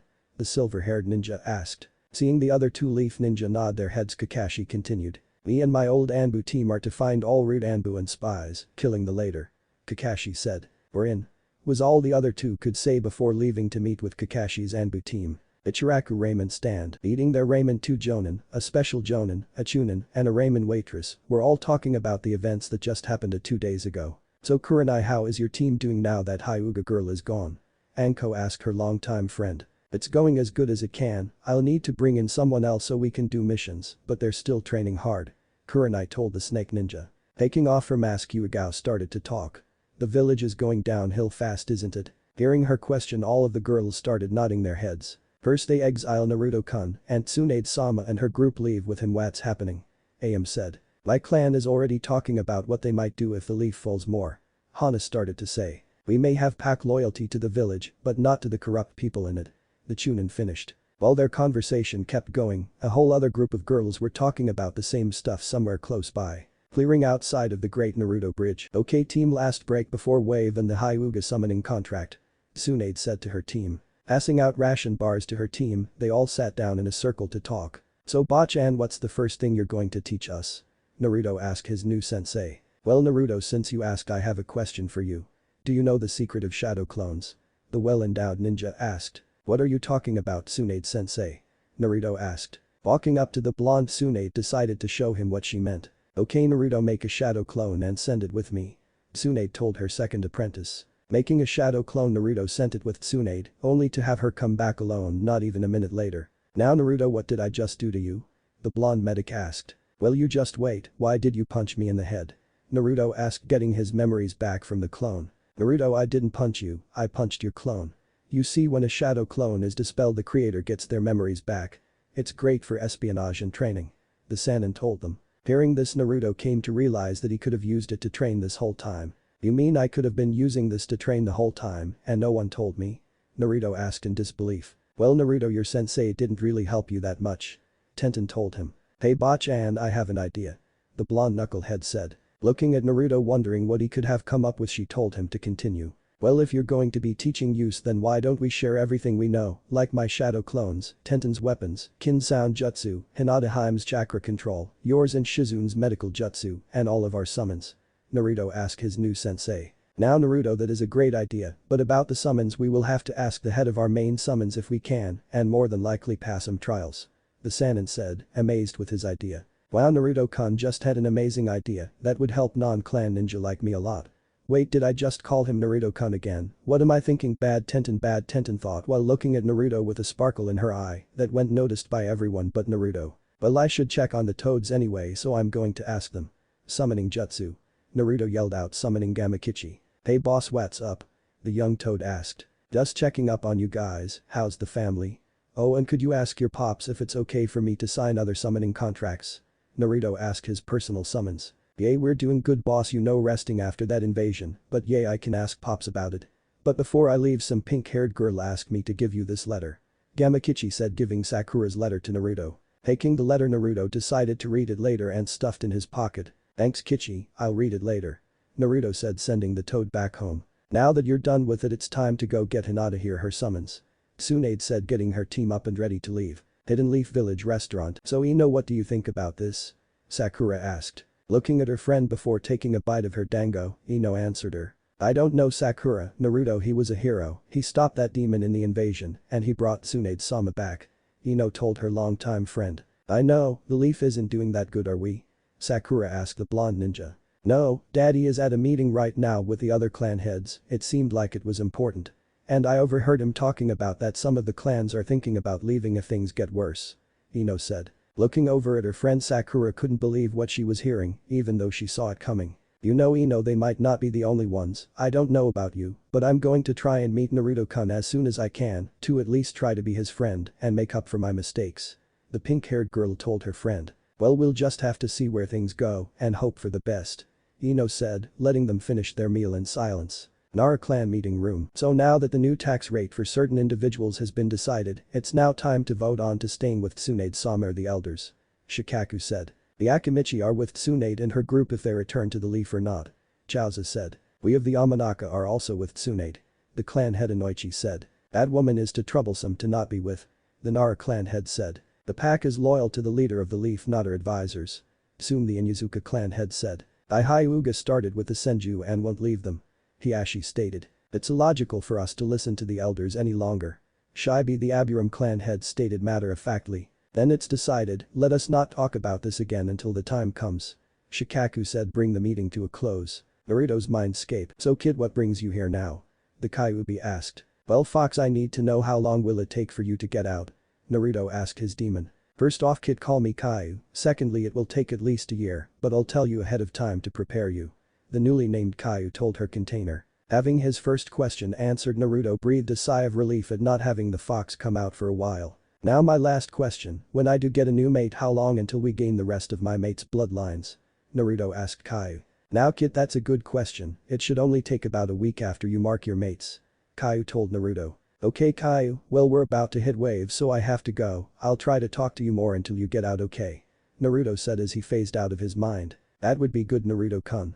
Kaiu said to herself. Wave country. Standing on the edge of the beach at the end of the Great Naruto Bridge, Team Tsunade stood in their standard shinobi all-black swimsuits. Okay team, if we decoded this clue right, and according to the map Tenten's dad gave us, the summoning scroll for the Hyuga clan should be around here somewhere. Tsunade told her team while they all searched the beach for some kind of clue. Tsunade-sensei, what was the clue again? Tenten asked her hero. Those that see all clear from above, see none from hole in the depths. Tsunade told her last apprentice. Thinking about the clue, Tenten looked at the map her father gave them. On it were marks that meant either one for summoning contracts and another for weapons, and a summoning contract mark was on this beach in wave. Well Tsunade-sensei, I think the clue means that the contract is in a cave under the water. Tenten told her sensei. Okay Hinata, check it out with your Byakugan. Tsunade told her young apprentice. Byakugan. Hinata yelled out. Looking around, Hinata couldn't help but gasp when she saw a cave with the Hyuga symbol on the floor. Hi Tsunade-sensei, there's one right below us. Hinata told the blonde medic. Okay team, it's time to go swimming. The Sannin told her apprentices. Diving into the water, Team Tsunade swam until they saw a very dimly lit cave and began to surface in it. Acha, and I can't see anything. Naruto complained. Hinata, you're the only one that can see in here, you need to go and find the contract, yell if something goes wrong, we'll find some way to help you. Tsunade said to her shy student. Walking to where she saw the Hyuga clan symbol, Hinata was taken by surprise when a chakra barrier sprang up. Hinata, what's going on? Naruto yelled, sensing the barrier come up even though Hinata couldn't hear him. Walking up, Hinata grabbed what looked like to be a giant and well-kept scroll. Opening it up, Hinata saw that the last name signed was her great-grandmother's. Pricking her finger with her kunai, Hinata wrote her name next to the last. Remembering the hand signs Naruto-kun and Tsunade-sensei taught her, Hinata yelled out. Summoning jutsu. Appearing out of the smoke, a medium-sized falcon appeared. Who is it that summons the Great Falcon Clan after 60 years? The falcon asked. I do, oh great FF Falcon. Hinata said while bowing in awe. Summon. And who are you to summon the Falcon Clan? The bird asked. Hinata Hyuga, heiress of the Hyuga clan. The shy girl said. Wait, you must be Hana's great-granddaughter, how could I have not seen it, you stutter just like her. The summon told her. Oh great falcon, may I have your name? Hinata asked. While they were talking outside of the barrier, Naruto was yelling his head off trying to find out what was going on. My name shy one is Takanomo, now young one, who is it that is yelling for you so loudly? Takanomo asked her. Well, I think he is my BB boyfriend, I don't know yet. Hinata told him. I see, well Hinata, you may go for now, but when you get outside to an open area, you must summon me again to take your trial. And bring your boyfriend with you, oh, and try to stutter less. Takanomo said before leaving in a puff of smoke. Walking out of the barrier, Hinata ran up to Naruto, gave him a huge hug to stop him from yelling. Hinata, hi, are you okay, what kind of summon did you get? Naruto asked. Well Naruto-kun, yes I'm okay, and it was a falcon summoning contract. Hinata told him, remembering what Takanomo told her. Okay team, it's time to go, I really hate these dark places. Tsunade told her team. But that team Tsunade left to go visit an old friend of Naruto's, Izuna's house. Walking up to Izuna's house, Naruto was amazed that it was a lot bigger than it was the last time he was here. Knocking on the door, an old drunk man opened it up. Hey you old drunk, I'm back. Naruto yelled at Izuna. A1, Izuna's house wave. Sitting in the living room, the group of young ninja were talking to Inari about what his family has been up to. So Inari, how has you and your family been? Naruto asked the young boy. We've been doing great Naruto Nai-san, Gramps is the new leader of Wave. Inari told his hero. So Inari, you really look up to Naruto, don't you? Tenten asked Inari. Smiling at the bun-haired girl, Inari answered her. Of course Naruto Nai-san is my hero, I want to be a ninja just like him. He said. All looks like Naruto has himself a fanboy. Kin joked. Hearing that, both Inari and Naruto laughed at the joke. Well you know Inari, maybe and Naruto-kun could help you be a ninja. Hinata told the young boy. That would be awesome. Inari yelled out, giving a thumbs up pose. Seeing Inari's pose, all of the girls couldn't help but pinch his cheeks in awe. While in another part of the house, Shizune and Tsunami were talking about something else. So Tsunami, how has life been since Naruto left? Shizune asked the young woman. But dad is the new leader of Wave, we've got a lot more traffic even ninja. Tsunami told the medic. Ninja? Do you have a supply store for them, we could use some new clothes. The medic asked. Yeah, it's a real nice one too, sells weapons and clothes, an old friend of dad's runs it. Tsunami said. Betting a gleam in her eye, Shizune got an idea. You know Naruto could use some new clothes and you could help if you want. Shizune said. You know that is a very good idea. Tsunami said, giggling. But that the two young women started talking about shopping among other things. While in Izuna's personal workshop, Izuna and Tsunade were talking. Izuna-san, I have an offer to make Wave stronger you can't refuse. Tsunade told the leader of Wave. And what may this offer be? Tsunade-san, Izuna asked the former Hokage. I want to restart a hidden ninja village here in Wave, I will give you all the money you need to start building it. It will take a while to gather other ninja, but in the end Wave will be better. Tsunade offered. Well, it is an interesting offer, but what do you mean by restart? Izuna asked. Hidden Whirlpool Village. Was all that Tsunade said before she left to gather her team. Clearing in Wave. Okay everyone, today we start your training. This week we will be working on our summoning contracts, and on your free time, you will be learning more about your partners. Tsunade told the group. Now we just need to decide the order we sign them. Shizune said. I have an idea, Tsunade-sensei. Hinata spoke up. Looking at the young Hyuga, Tsunade motioned for her to speak up. Well, how about Toad, Slug, Turtle, Falcon, Monkey, and Tiger? Starting from the ones we know the most. Hinata suggested. Great idea Hinata, and without stuttering you're doing better. Tsunade told her apprentice. That was the best idea ever Hinata Haim. Naruto yelled while picking up Hinata and spinning her around. When Naruto put Hinata down, Tsunade started to speak once more. Okay then, first we need to check with our summons now to make sure it's okay to summon others. Tsunade said. Summoning jutsu. Naruto, Hinata, and Shizune yelled out. Hopping out of the smoke, Gamakichi started to speak. Hey bro, what do you need? He asked Naruto. Hey Kichi, did you ask your dad if I could sign other contracts? Naruto asked the small toad. The Pop said it was okay, just don't forget about me. Gamakichi told his partner. Never could Kichi. Naruto told his partner. Going over to Shizune, a slug started to speak to her. Lady Shizune, what is it that I may help you with? The slug asked. But Sayami and Tsunade-sama would like to know if it's okay for us to sign other summoning contracts. The young medic asked. Lady Kitsaya thought you would ask that and she is okay with it. Bitsaya told her summoner. Thank you Bitsaya. Shizune said while bowing to the slug. Flying over to Hinata Takanomo started to talk.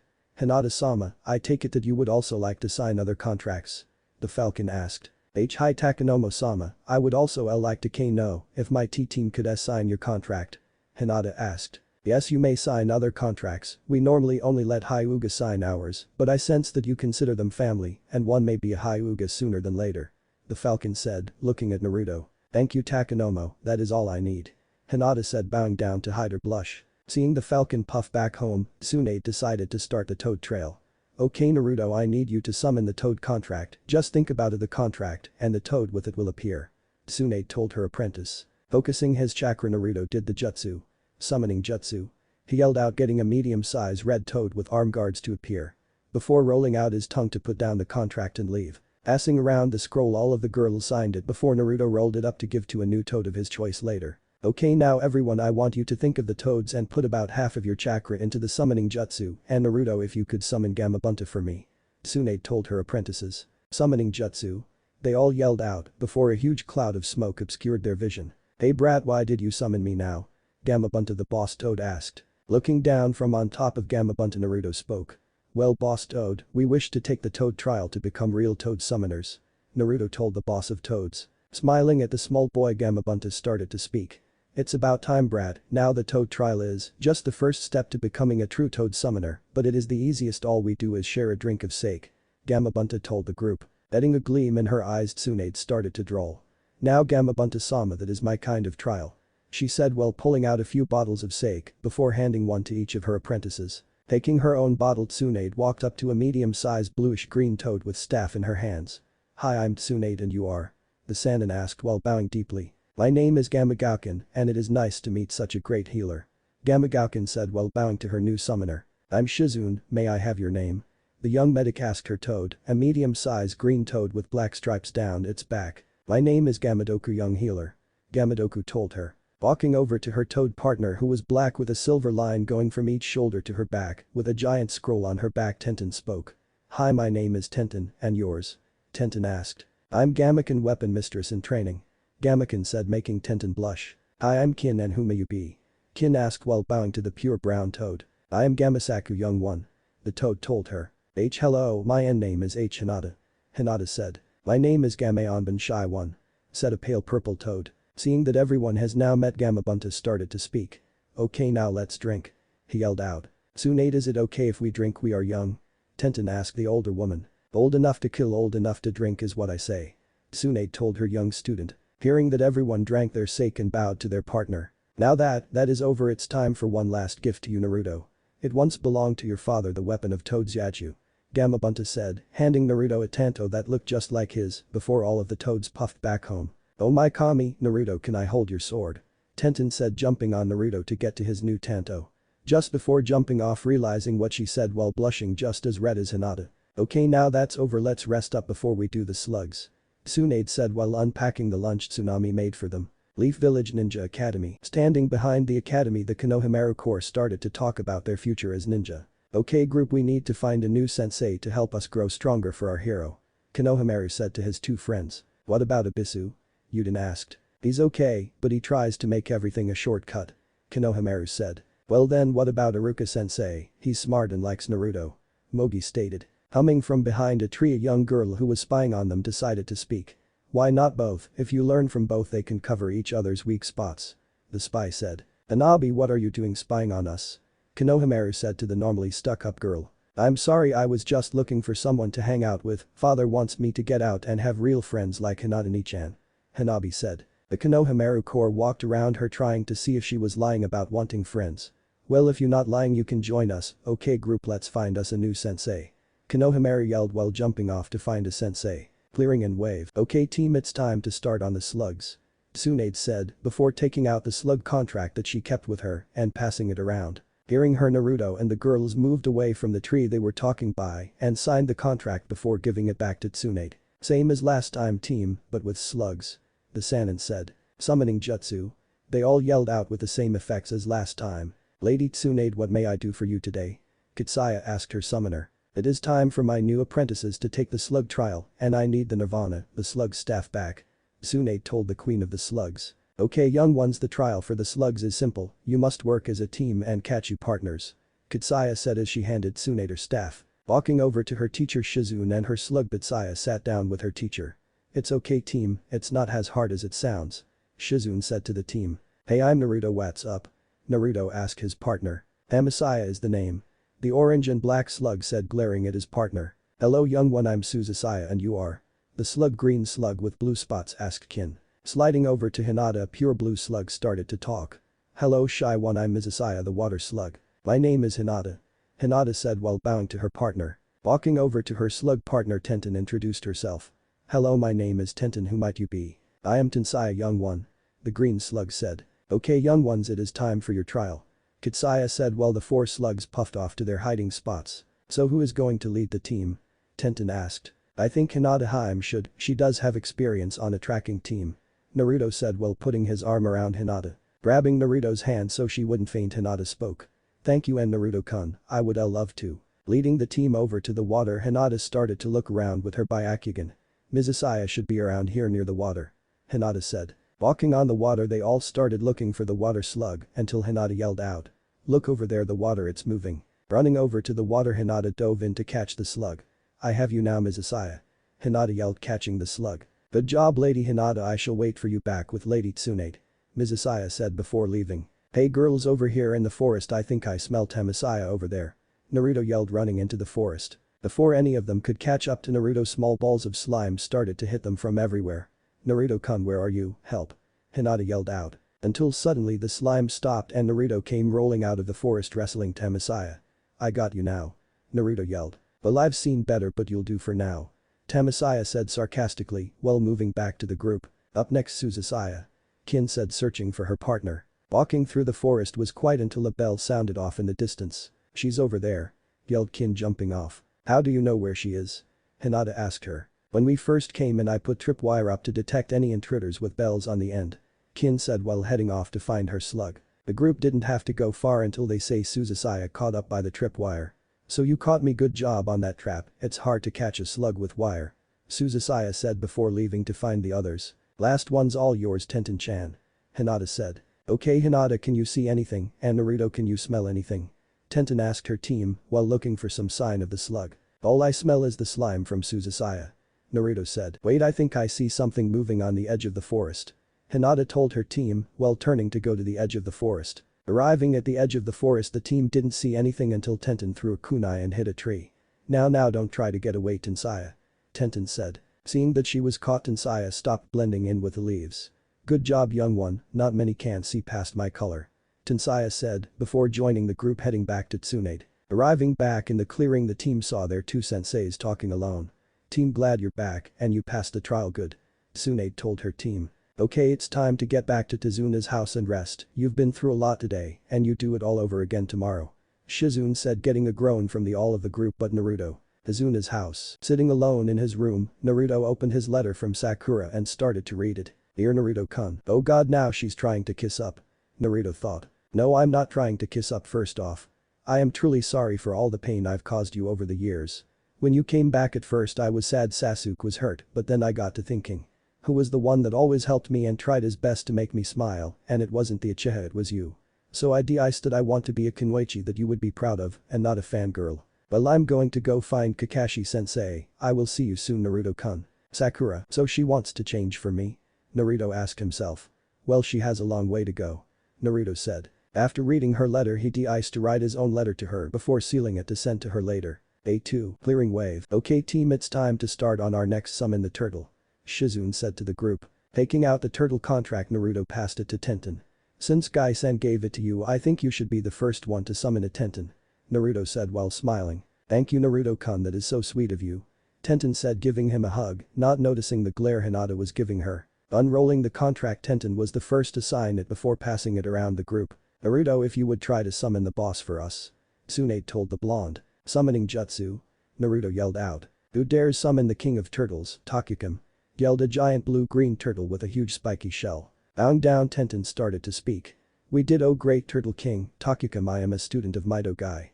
Tenten said. So Guy has the ice to pass down the contract and let me guess you wish to take the trial. Takakam asked. Hi Takakam-sama. Tenten said. Very well, summon your partners. The giant turtle told them. Summoning jutsu. The team yelled. 5 turtles appeared by them, the first one was green with small spikes on her shell. Hi, I'm Kamakasui, princess of the turtles. She said to Tenten. I'm Tenten Kamakasui. Tenten said to her new partner. Naruto started walking up to a dark red turtle with a spiked tail. Hey, I'm Naruto, what's your name? He asked. Yo, I'm Tamakam. He said, not even looking at Naruto. Running over to Shizune, a blue turtle with a smooth shell, spoke. Hey, I'm Kamehei. She said at a fast pace. It's a pleasure to meet you, Kamehei. Shizune said back. The turtle by Tsunade was pure brown with a rough shell and huge legs. I'm Kamike, he said in a rough voice. Nice to meet you, Kamike. Tsunade said. Hello, I'm Hinata. She told the lavender turtle with spikes on its back. I'm Kamionban, nice to meet you. The female turtle said. Ainpin is the name. A black turtle said to Kin. Why hello, my name is Kin. She said. Looking down on the group, Takakam spoke. Now for your trial you must go 3 minutes against your partner without being hurt or hurting them. He told them. Tsunade's and Shizune's passed their trials easy enough. Next up was Kin. Kin started off the trial with throwing some senbon, but she threw them wide enough not to hit Kingpin but some trees. You know you're not supposed to hit me, right? The turtle asked sarcastically. That's why I missed, or haven't you noticed that you're not moving anymore? Kin stated. It was then that everyone noticed the bells on Kin senbon. That noise you hear is keeping you there and it won't stop until I want it to stop. Kin told the turtle. Okay Kin, you win, I can't get out of this trap. Kingpin said. Next up was Hinata facing Kamionban. Hinata started off jumping up into a tree thinking the turtle couldn't reach her up there. Until she heard shell spike jutsu. Looking around with her Byakugan, Hinata saw a tiny spike coming from behind her. Dodging to the right, Hinata saw even more coming at her from every side. It was then that she de-iced to try a new jutsu Niji taught her. Kaiten. Hinata yelled out, creating the Hyuga clan ultimate defense. But that every spike fell to the ground. The Hyuga Ha and one that can use their ultimate defense, you pass. The turtle said, seeing Hinata's confidence grow with her new move. Running up to her, Naruto picked her up and spun her before going to his own fight. You and me now, Tamakam. Naruto yelled out. Yay, whatever. The turtle said. Shadow clone jutsu. Naruto yelled, making 100 clones. Seeing this, Tamakam started swinging his tail, popping shadow clone after shadow clone until only 10 were left. Those aren't so tough, is that all you got? Tamakam yelled. You wish. Naruto yelled while jumping into the trees. So what now, you running away, it won't work. Tamakam said while pounding the ground with his tail, causing the ground and trees to shake. Missing his footing because of the tree moving, Naruto fell only to use the last of his shadow clones to break his fall. Shadow clone jutsu. He yelled once more. Okay guys, try to hold him down, we have less than a minute left, we can do this. Naruto ordered his clones. But that Naruto passed his trial if only barely. Whoa, that was close. Naruto said with a sigh. Saving the best for last, I see. Kamakasui said. You know it. Tenten said while unsealing a bow staff she had. Swinging her tail, Kamakasui was about to hit Tenten until it was stopped by her bow staff. Trying a different approach, Kamakasui used her shell spike jutsu, only to have hit knocked to the side by Tenten, spinning her bow staff. This kept going on until the two were stopped by Takakam. Enough, you all pass, and you girl, I haven't seen someone hold off a member of the turtle clan in a long time. I want you to have this, the shield of the turtles Jirobanen. Takakam said, handing shield with spike around the edges on it to Tenten before puffing home with the rest of the turtles. Tenten, that is so cool, what an awesome shield. Naruto yelled while giving her a huge hug. Well, it's not as cool as your now sword, Naruto-kun. Tenten said while blushing. Sand Village. Back in the Sand Village, the Jonin leaders were having a meeting. So we have all heard the rumors that Tsunade has left the Leaf, and with her Naruto Uzumaki Namikaze, the only person to ever beat Gaara. Baki, the head Jonin, said. What are we going to do? We're in an alliance with the Leaf. One of the council asked. Looking around, Baki started to speak until the door flew in from the sand, hitting it. Me and my team are going to go meet them and attempt to get them to join the hidden Sand Village. A flat voice said. Now Gaara, wait until they have made their decision. A young man with war paint on said. Tenkuro, shut up, we will not let them stay out in the open to be hunted by everyone. A blonde girl said. Damari, you're right, the hidden sand will attempt to gain Tsunade's team's favor. Gaara, your team is to meet them once we know where they're staying, and if you must, leave a liaison with them. Baki told his team their next mission. Sound Village. The Buto did not want to do his job right now, which was to go and tell Orochimaru that Tsunade and the Kyuubi brat fled the hidden Leaf Village. Lord Orochimaru, I have some good and bad news. The Buto, get out with it, what is the bad news? Orochimaru yelled at his right-hand ninja. Tsunade along with the Kyuubi brat and the Hyuga heiress have left the Leaf Village, Kabuto told his leader. And the good news? The Snake Sannin asked. Your new body will be done just in time for you to switch and it will be better than any other. Kabuto told his master. Good, about Tsunade I want you to send a team to kill her and her group, but bring me the bodies. Orochimaru told his top medic before letting out an evil cackle. Cuckoo could be heard throughout the hidden sound village. Mist Village. Harumi Ime the Mizukage of Mist was a very happy woman. First she finds out the Leaf Village lost theirs, then she finds out that with it came the Sannin Tsunade and a Hyuga. Ow, where are you? Get your lazy ass in here. She yelled for her bodyguard. Hi Mizukage-sama, what is it that you need? He said to his leader. I want you to go and find where Tsunade and her team are staying and leave her this note to join the Mist Village. Mei said, while handing him a scroll with her seal on it. And why are you sending me on such a boring mission? Ao asked. Looking at him like she was ready to kill him, she spoke. Because you annoy me. She said before kicking him out of her window. Clearing and wave. Okay team, it's time to get the last of the contracts done for the day. Tsunade said. Taking out her scroll, Hinata started to pass around the Falcon summoning contract until it was signed by everyone. I'll summon the boss this time, Naruto, you can rest up. Tsunade told her apprentice. Summoning jutsu. They all yelled at one, summoning 6 falcons. The biggest one was pure brown with white tipped wings and a scar his left wing. Who summons the Great Falcon Clan and its leader Takasora? The giant falcon asked. We do, Great Takasora, I am Hinata Hyuga, heiress of the Hyuga clan, and this is my team. Hinata said to the giant falcon. Ah yes, Takanomo told me about you and your group, I see you are ready to take your trial then. Takasora asked. Walking over to Takanomo, Hinata started to talk. Hello Takanomo, what is the trial that we must pass? Hinata asked her partner. Hinata-sama, the trial for the Falcon summons, test your senses, we blindfold you and you must dodge an attack and you are first. The falcon said. Putting the blindfold on, Hinata settled into the gentle fist style while Takanomo soared in the sky until he dived straight down at her. Having been trained by Kurenai as a tracker, Hinata was able to feel the air currents around her change right before Takanomo hit her, letting her jump to the side and avoid him. Good job Hinata-sama, just like your great-grandmother before you, you passed without the use of your Byakugan. Takanomo said while bowing to Hinata. Tsunade and Shizune were up next and passed their trials with the ease of veteran ninja. Up next was Kin as she walked over to her partner. Hello, my name is Kin.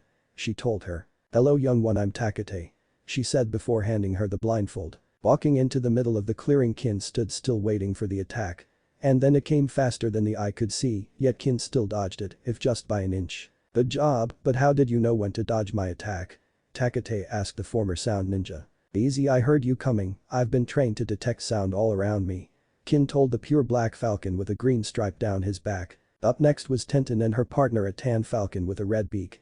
It seems we're up next, my name is Takatama. The falcon told her. Greeting Takatama, my name is Tenten.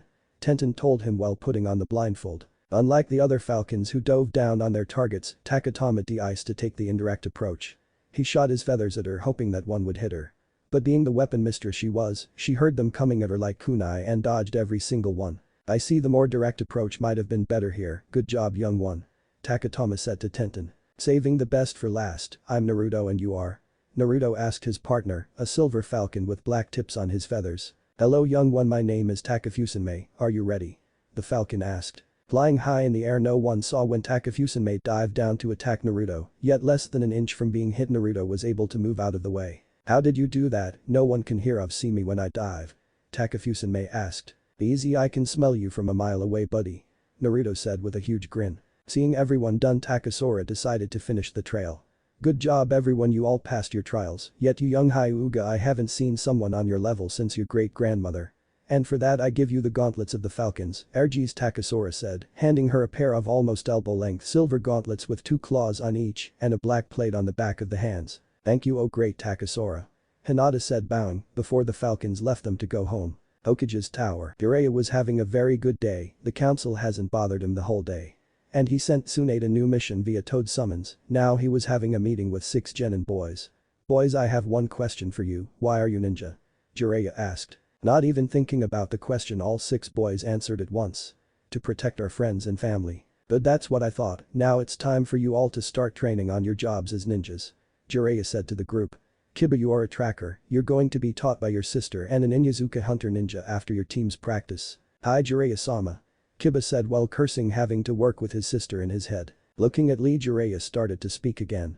Lee, you are a Taijutsu expert, you're going to be working with a different jonin each week to learn and master new styles. Thank you Jiraiya-sama, now my flames of youth will grow even larger. Lee shouted. Shikamaru, you are one of the best strategists of your generation, you will be working with Anbu Code and Strategy Division teachers. Troublesome. Was all that Shikamaru said. Choji was next. Choji, you are a defensive person that can fight larger enemies, I'm giving you Anbu Board to help train you in defensive jutsu. Hi Jiraiya-sama.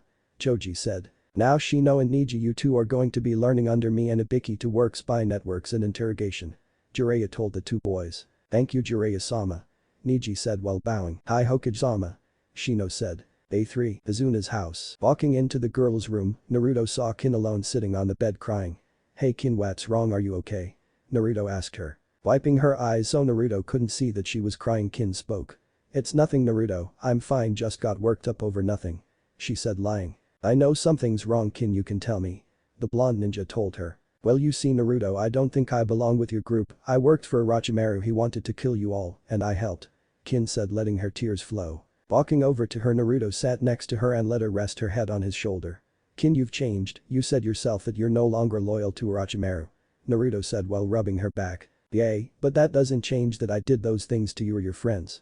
Kin said pushing herself away from Naruto. Then if you want us to believe that you've changed, show us, train hard, and when the time comes you can repay us for helping you. Naruto said getting up to hug her. Hugging Naruto back, Kin smiled. Thanks, Naruto-kun. Clearing and wave. Okay everyone, another day, another summons, today we do the monkey and tiger summons. Tsunade said to her team while passing around the monkey contract. The start, I need to summon the Monkey King Enma, the contract we have right now is a Sarutobi only contract, so we need him to get the full contract. Tsunade said before signing the clan contract to summon the Monkey King. Summoning Jutsu. Tsunade yelled, getting the Monkey King to appear with a very angry look on his face. Looking at Tsunade, Enma spoke. Why have I been summoned, and by you of all people, princess? Enma asked his summoner. Sorry King Enma, I would just like to ask for you to let us sign the monkey contract, and the only way to talk to you would be to summon you. My deepest apologies Enma-sama. Tsunade said bowing. Looking around at the group, Enma was surprised to see not only Tsunade and her apprentice, but also the heiress of the Hyuga clan, Naruto Uzumaki, and two girls he didn't know. I will allow you to sign the monkey contract on one condition, princess, you must give this contract to Asuma and Konohamaru, and have both of them sign it. The Monkey King said, handing Tsunade the monkey contract. Of course Enma-sama, and thank you very much, would you also sit over the trial of the monkey summons for us? Tsunade asked while passing around the contract to be signed by her team. Summoning Jutsu. They all yelled out after signing the contract. Okay everyone, the trial for the monkey summons is a test of your Taijutsu skills, chakra use is okay, but no Gen or ninjutsu. The Monkey King Enma said to the group. Walking over to her, summoned Tenten bowed to the medium-sized black monkey with a scroll on its back. Hello there, my name is Tenten. She said to the monkey. Why hello there, my name is Sarabuki the monkey craftsman. The monkey said. Getting into her Taijutsu stance, Guy taught her Tenten was ready for a fight. The fight started off easy enough, with them just trading simple blows, but then Sarabuki started jumping around and using her tail to catch her off guard. Yet instead of catching Tenten, she caught the monkey's tail and used her own momentum to throw the monkey away from her into a tree. Now I didn't see that one coming, you pass young weapon mistress in training. Sarabuki told Tenten. What do you expect, be someone trained by the leaf's green beast? Tenten said. Walking over to Kin, a medium-sized tan monkey with a headband covering his eyes, started to talk. Hello, my name is Saramimi the blind monkey. He said looking at Kin. My name is Kin, and if I may ask, how did you know where I was if you're blind? Kin asked the monkey. I may not see, but I can hear everything around me. Saramimi told her. Seeing the monkey get into a fighting stance, Kin did the same. Seeing that the monkey was not going to attack first, Kin started to fight, yet every time she got close to hitting him, Saramimi dodged her. Then when Saramimi did attack, he was too fast for her to see and got several hits on her before she could do anything. She then figured out what to do, if she couldn't see him then she would hear him coming, she'd learned something from being a former sound ninja. So closing her eyes she heard everything around her, even Saramimi running full speed at her, letting her move to the side, so he ran straight into the tree behind Kin. I learned that move when the shadow user had me hit the wall behind me, knocking me out. Kin told everyone. Standing up from hitting the tree, Saramimi bowed to Kin. Whoa, why is everything spinning?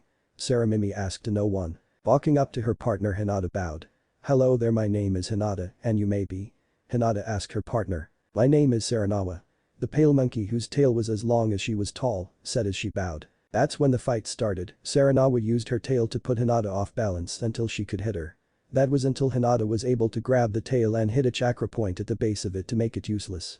Which also threw off Saranawa's balance and had him fall head first into the ground. Good job Hinata, but could you help me up here?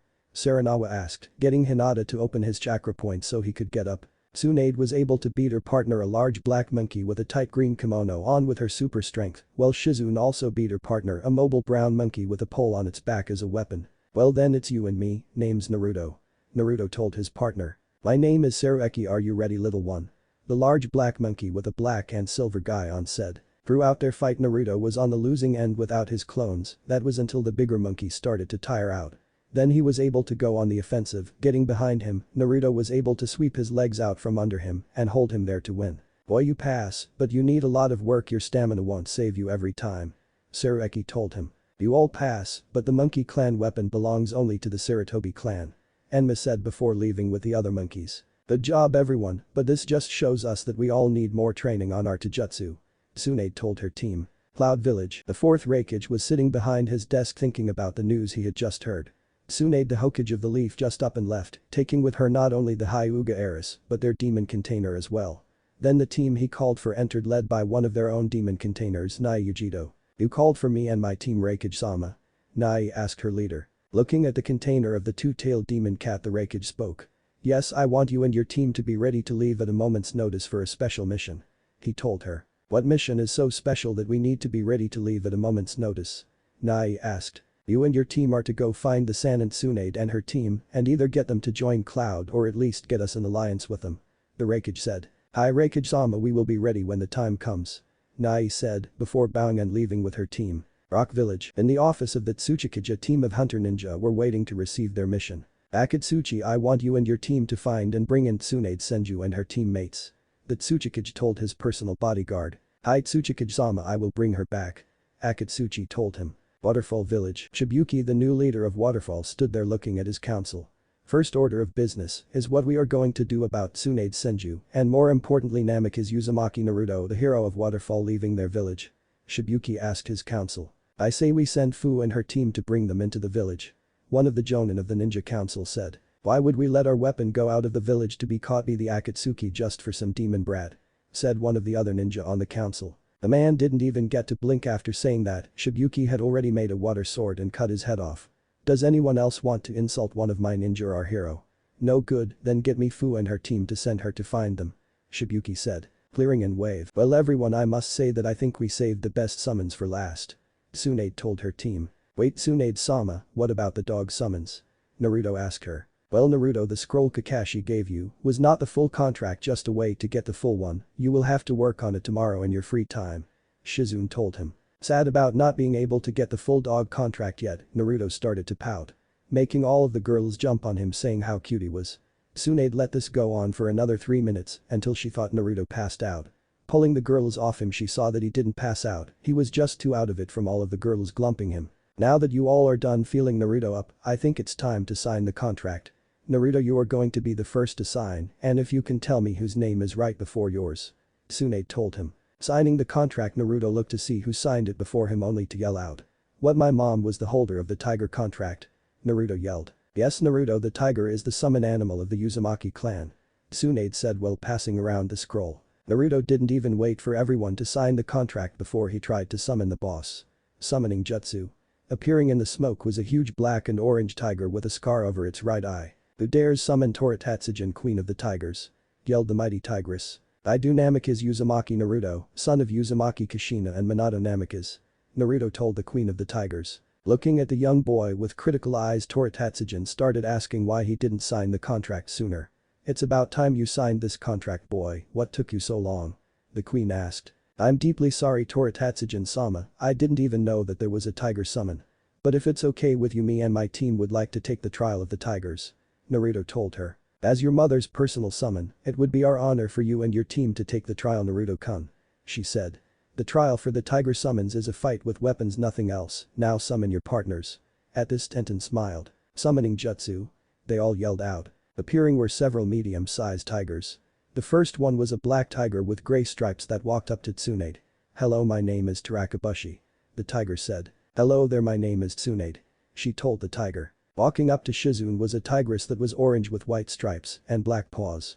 "Hello, my name is Torahi, and who may you be?" the tigress asked. "My name is Shizune, nice to meet you," the medic told her partner. Tsunade's and Shizune's trial went smooth, with Tsunade using Nirvana and Shizune using her Senbon to hold of the tigers. Walking over to her partner Hinata introduced herself. "Hello, my name is Hinata," she told her partner. "Hello, Shy One, my name is Torahane, the fastest of the tigers," the pure orange tiger told her. Walking over to the middle of the clearing, Hinata got in her stance while summoning Argies to her arms from her scroll in her new summoning tattoo that was of the Hyuga clan symbol with falcon wings under it. Blocking Torahane's strikes with the arm guards, Hinata waited until the tiger was open for attack before flipping open the claws to attack him, yet she stopped right before she would have pierced his throat. "Good job, Hinata-san, you are very good with that weapon of yours," Torahane said. "Thank you very much, they just feel natural to use with my gentle fist style," Hinata told her partner. Up next was Kin and her partner. "Hello there, my name is Kin, what is your name?" Kin asked her partner. "My name is Tor Ranpu, young one," a orange tiger with black stripes on his legs and tail said while walking over to the center of the clearing. Taking out her Senbon, Kin started to throw them at Tor Ranpu until he jumped into the air higher than some of the trees where he stared, coming down at her spinning. Rolling to the side, Kin took out 2 kunai to use in hand-to-claw combat. Blocking Hess' paws and trying to slash at him herself, Kin jumped back when Tor Ranpu's claws came close to her face. Knowing that she needed to end the fight soon, Kin took out 6 shuriken and threw them at the tiger, yet she missed with everyone, that was until the explosive notes on them activated, blowing Tor Ranpu into the clearing. "You may not know much about close combat, but you wield your Senbon like a pro," the tiger told her. "Hello, my name is Tenten, and I'm a weapon mistress in training," she told her partner, a black tigress with silver stripes and long claws. Looking at Tenten after her comment, the tigress chuckled. "Well then, young weapon mistress, my name is Tarasha Poo," the tigress said. Bringing out Jiraban and a training katana, Tenten got ready. Before Tenten could get more than a few swings in with her katana, though Tarasha Poo used her razor-sharp claws to break it. Seeing that she had no time to unseal another weapon with the tigress attacking her, she started to use her shield spike in a slashing motion. Then she got a wonderful idea and threw her shield at the tigress with all the strength she had, barely missing her tail. "Whoa, you really area weapon mistress, aren't you? If that would have been 2 inches lower, I would be tailless," Tarasha Poo said with a sigh. Walking up to his partner, Naruto introduced himself. "Hello, I'm Naruto," he said. "My name is Torkin Young Uzumaki," the white tiger with black stripes said before standing up on his hind legs. "Wait, how can you stand up? None of the others could," Naruto asked, freaking out. Walking over to Naruto, Torkin started to talk. "We all can't stand, but this is just a trial, so they thought they didn't need to test your friends." Then he got in Naruto's face and smiled. "I'm not just going to test you, I'm going to push you until you break. For I am the son of Tora Tatsujin and Prince of the Tigers. Well, I won't hold back either," Naruto said, unsealing Yagyu. He got into a stance ready to fight even without training in his weapon. Torikin did the same and unsealed his own weapon, 2 curved blades reversed on opposite ends of a 1.5 foot long pole, he called a swallow. Naruto was on the defensive for most of the battle using his new Tanto, while Torikin moved with unseen grace with his swallow.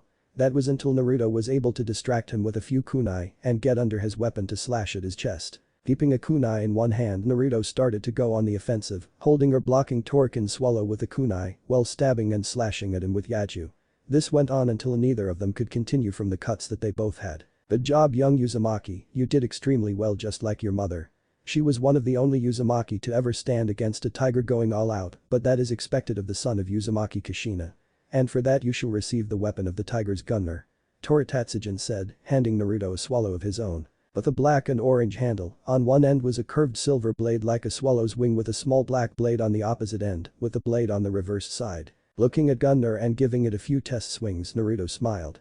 "Thank you, Tora Tatsujin-sama," Naruto said with a bow, right before she puffed away with the rest of the tigers, right before Hinata and Tenten ran up to him with Hinata kissing him on the lips, making them both faint with a full body flush. Naruto mind. Waking up in his mind, Naruto was very confused. "Hey Caillou, what am I doing here now?" Naruto yelled out to ask the fox. Yet walking up to him wasn't a giant fox, but a very young woman. Who was the height of Shizune with a red kimono with a black fox on it. She had long red hair that went down to her perfectly round ass in the back and covered her TT-sized breast in the front. "You're here because you fainted after your girlfriend kissed you and see something you like, Naruto-kun?" Caillou asked. Picking his jaw off the ground, Naruto spoke. Wow, why do you look like that, Caillou?" Naruto asked, stunned. "Well, Naruto, you see, this is how I always look, I only use my fox form when I fight other demons or powerful ninja," But anyway, it seems your Tsunade is waiting for you to wake up, so you better get going. Caillou told him. Okay Caillou, thanks, I'll talk to you later. Naruto said, running up to give the fox a hug. Girls' room, we all know why we're here today, right? To talk about what we want from Naruto-kun. Tenten said, starting off the talk her Hinata and Kin were going to have. No, I know that you have first dibs on him, Hinata-chan, but I want to have my chance as well. Naruto-kun has shown that his heart is big enough for more than one girl, and he can be really nice and caring. Tenten said, looking at Hinata. I can't tell that both of you may like Naruto-kun, but he did give me say on who joins and who doesn't. Tenten-chan, I can tell that you mean well, and if Naruto-kun returns your feeling, I will be glad to have you. Hinata told the weapons user, getting Tenten to jump on her, thanking her. Waiting for them to part, Kin started to talk. I know you both have very little to go by for me, I know I used to be a sound ninja, and I haven't given you a lot to prove myself. But I would like a chance to get to know Naruto better.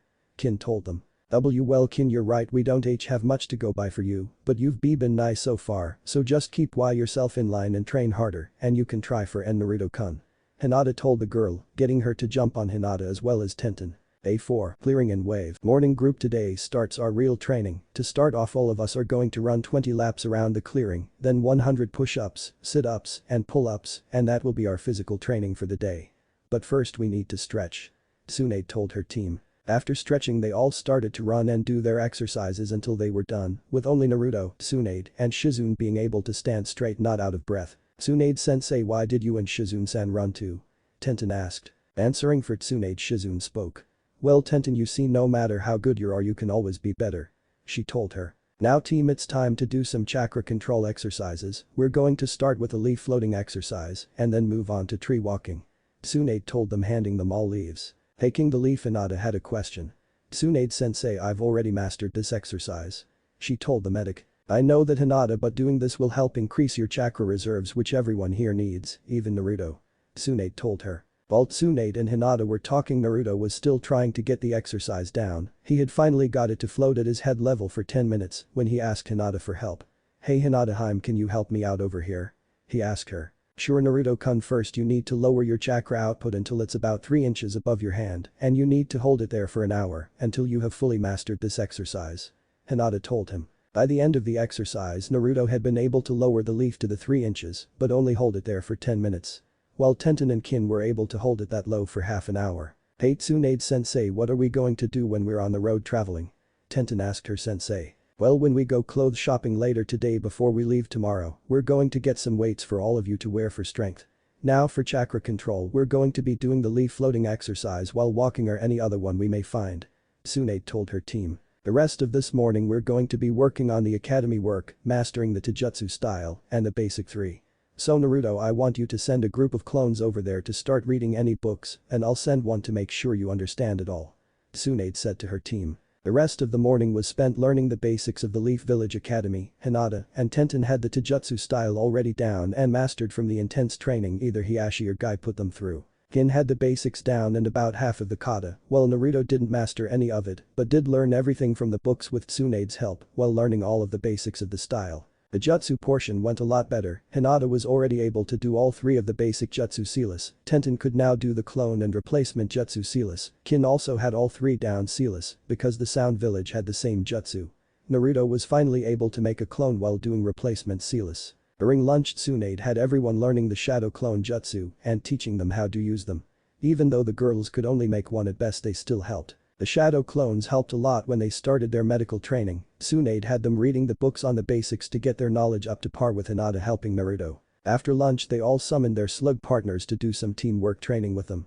Summoning jutsu. They all sat in a circle trying to get to know each other better. With the slugs going first. Well, my name is Bitsaya, I love poisons, and I'm a messenger slug. I'm normally calm and laid back, but when battle comes I use that calmness to sneak up on my enemies to poison them and take them out. Bitsaya said in a calm, laid-back tone. Up next was Naruto's partner. Hey team, I'm Tamisaya, I love eating and hanging out with my friends, I'll do anything I can to protect my friends and team. The slug said to the team with a huge eye smile on. Hello, my name is Mizusaya, I love the water and swimming in it, I like to think of myself as flowing as water itself. Hinata's partner said. Well, I'm Suzusaya, I hate people who think power is the only thing that matters and want to get revenge, no matter what. Kin's partner told the group. Up next was Tenten's partner Tensaya. My name is Tensaya. I love seeing the looks on a ninja's face when my acid melts their weapons, but don't get me wrong, I also love weapons. The slug said. The rest of the training session was used as personal training, mastering what they learned today. By the end all of them had the 3 jutsu mastered and the academy style as well. But Naruto also did something else with his shadow clones. He used a scroll Kakashi gave him to summon the dogs. Swiping his blood on the scroll, Naruto summoned Pakin the ninja dog. "Yo Naruto, what can I help you with?" the ninja dog asked. "Hey Pakin, I just wanted to check out the scroll Kakashi sensei gave me. By the way, how do you get the full contract with the dogs?" Naruto asked looking at the small dog. "Well Naruto, to earn the full contract you must prove that you are loyal to your friends, which you have plenty of time. But you must also have the power to protect them, which you don't have as of yet, for the enemies you face are going to be powerful. Now in Lightning Country there is an old relic that can help you. When you are in Lightning Country summon me again," Pakin told Naruto. "Okay, but that was the only scroll I had," Naruto said looking confused. Summoning 2 scrolls to his hand, Pakin spoke. "Here you go kid, a new summoning scroll and instructions on how to make your own," he said before leaving. The rest of the afternoon the group spent time with their Tsunade shadow clone to master the academy jutsu and style, while also learning about their weapons from one of Tenten's scrolls she brought along. By the time they were done even Naruto had the academy jutsu mastered and they all had a basic grasp of their weapons. Hinata was also learning from Takenommo that the Falcons went into self-exile because of the Hyuga elders' selfishness, while learning that if she was to be the new master of the Falcons, she has to stop being so shy. "Okay group, today is the last day we're going to be here, so it's time to get some new clothes, then we will have a meeting to discuss what our next move is," Tsunade told her group.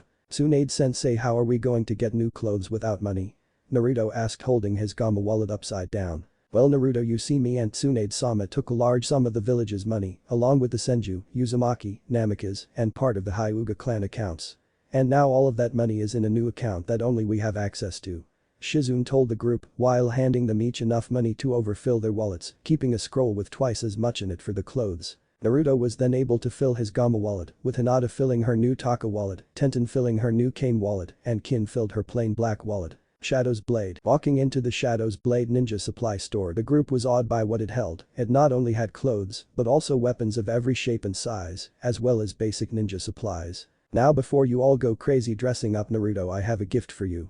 As of now you have proven yourselves to me and that you are serious in your training and are now Chunin ninja," Tsunade said handing them each a pure black Chunin vest. When they were done, Shizune told the girls to take Naruto and make sure he found something suitable for him to wear, as well as get themselves new clothes. Naruto was now in a daze. He was sitting in a giant dressing room with the girls coming in and out to hand him new clothes to try on.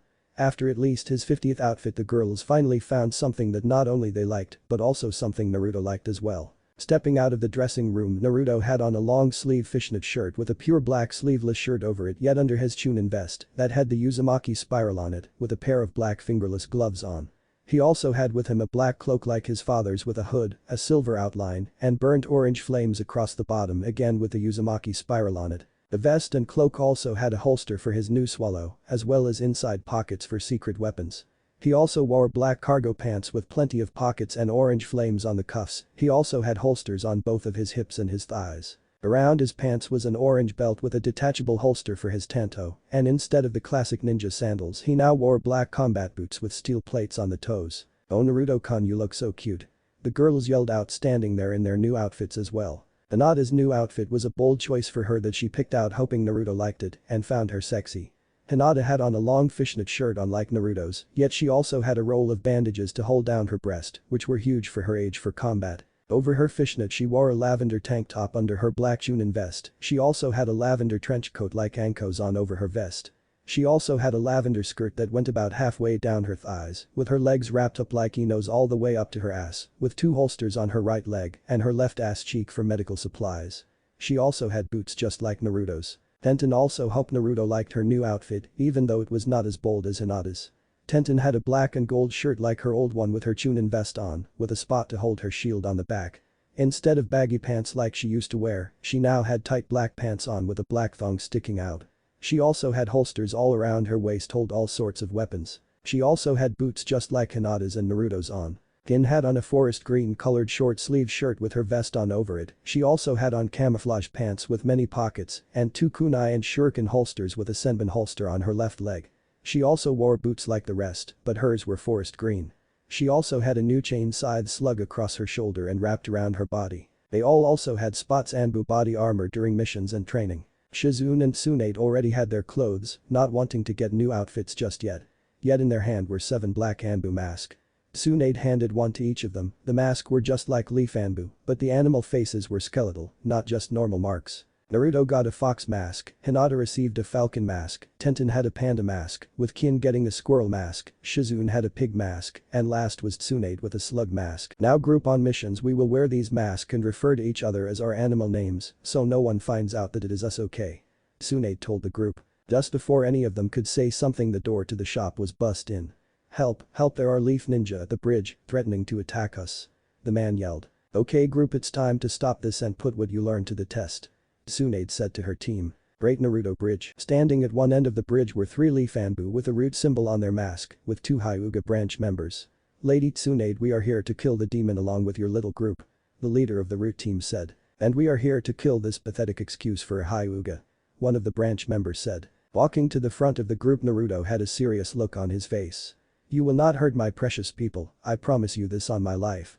Naruto said, putting his mask on and getting Gunner ready to fight, while the others also put their mask on getting ready. Tsunade, Naruto, Tenten, and Kin went off to face the root Anbu, while Hinata and Shizune went to face the branch Hyuga. Shadow Clone Jutsu. Naruto yelled, creating about 100 shadow clones, all of them with Gunner clones. Sending his clones in to fight first, Naruto moved behind with another clone to create a Rasengan. While Naruto was moving, the root Anbu was using 2 long kunai. He had to destroy the clones, that was until he heard Naruto yell Rasengan. And had it shoved into him, making him spiral into another clone that used Gunner to slash across his chest, killing him. Tenten had already took out Jirobanen, while Kin was using her Senbon to distract their opponent. That was until the root Anbu got too close to Kin and had her pinned between a tree, then Tenten got pissed off. Kin duck. Tenten yelled, throwing Jirobanen at the root Anbu, taking off his head before he even had a chance to move. Thank you so much Tenten, you saved my life. Kin yelled, hugging Tenten. Walking up to her opponent, Hinata summoned Ergis to her arms. You shall leave now or face a true Hyuga and the weapons of the Falcons. Hinata told him. Not backing down, Hinata and her opponent were in a dance of death with their gentle fist, with neither side winning. First I'll kill you demon whore, will I make that demon watch you die before killing him. The branch Hyuga said. But that Hinata got enraged and flipped out the blades of Ergis, starting to slash at the branch Hyuga. Hinata was able to get close enough to finally score a hit on him, and with the claws that hit was able to cut off his arms. Yet before he was even able to scream, he died from a gentle fist strike to the heart. Tsunade and Shizune were able to kill their opponents already. Seeing that her students had just made their first kills, Tsunade decided to deal with the bodies. Shizune, take the kids to Tsunade's house, help them deal with their first kills, I'll deal with the bodies. She said. Sealing up the bodies into a scroll, Tsunade summoned a falcon to take them to the leaf. Summoning Jutsu. I want you to take this scroll to Jiraiya at the Hidden Leaf Village, and don't leave until the Hyuga elders see the bodies in you. Oh, and if you want you can stay around to cause a little trouble for the Hyuga. Tsunade said with a smirk before walking back to Tsunade's house. Just as Tsunade walked in, Shizune was able to get the kids calmed down about their first kills. Did you take care of the bodies, Lady Tsunade? Shizune asked her teacher. Yes Shizune, I did, but now it's time to talk about our first mission. Tsunade said, unrolling a scroll she got from Jiraiya before passing it to Shizune to brief the team. Okay team, our mission is to go to the Katabami gold mine in River Country and free it from the control of the Kurisuke family. Now the leader of the Kurisuke family is Kurisuke Uriga, former member of the Mist 7 Swordsmen. Shizune said, debriefing the team. Wait, you mean he's from the same group as Kisame and Zabuza? Wait, maybe he knows where Kisame and Itachi are. Naruto said, getting excited. Yes Naruto, he might, but we are not yet strong enough to go against the Akatsuki, so it doesn't matter. Tsunade said matter-of-factly. Tsunade then walked up and brought Tsunade in. Now group, I have a very important announcement to make. We didn't just come to Wave to train but to get Tsunade here to start construction on a new hidden village right here in Wave. She told her team. Naruto then started to get excited. You mean I can still be a cage? What's going to be the name? I know, the hidden Naruto village. Naruto said. And then everyone fell down face first. No, we will not name it the hidden Naruto village Gaki. It will be called the hidden Whirlpool village. As of now the plans for the village are minimal. This huge middle island is going to be the main part with the town square. The north island is going to have the cages tower and the Namikaze compound. The compound is being built as we speak to my design. The rest of the smaller islands will be for other compounds. We are also going to attempt to find the old hidden Whirlpool village to use their jutsu in hiding and defending the village. Mainly their use of whirlpools around the islands with jutsu to calm them for boats, and one to sink the bridges to the mini-islands when attacked, and one for the Great Naruto Bridge that only the guards can use to let visitors in. Tsunade said, laying out the current plans for the village. Now on to the last part of this meeting, our on-road training. We shall start out with giving you one weapon or two jutsu style, two jutsu, a medical technique, and a strategical question, and as a group you must find several ways to solve it. If you do learn all of that by the time we get home, we will give you a test and a forbidden jutsu.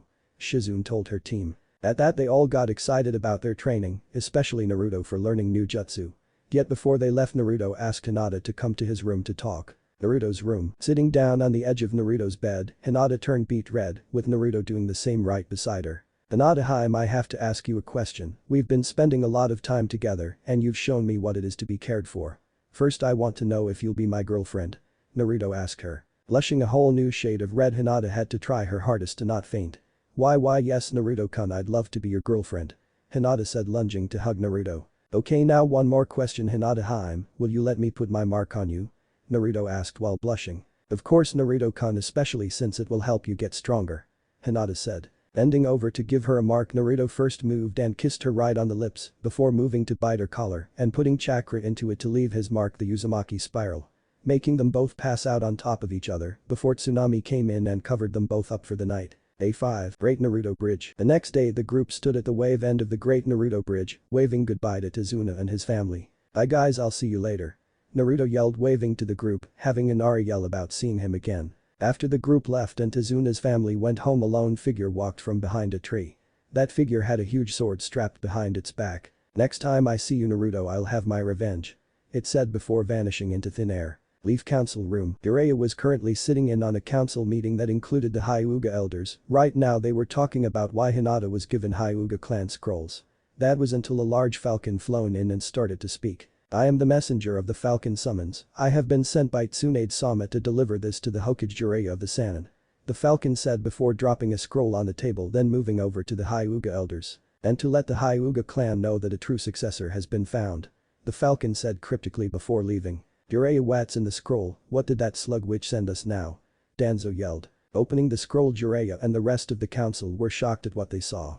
The elders, Danzo and Hyuga elders, didn't think they could kill the team sent after them, the rest because of the dead bodies on the table. Well, it seems that we have a group of branch Hyuga and Anbu, now why would they be sent back to us dead?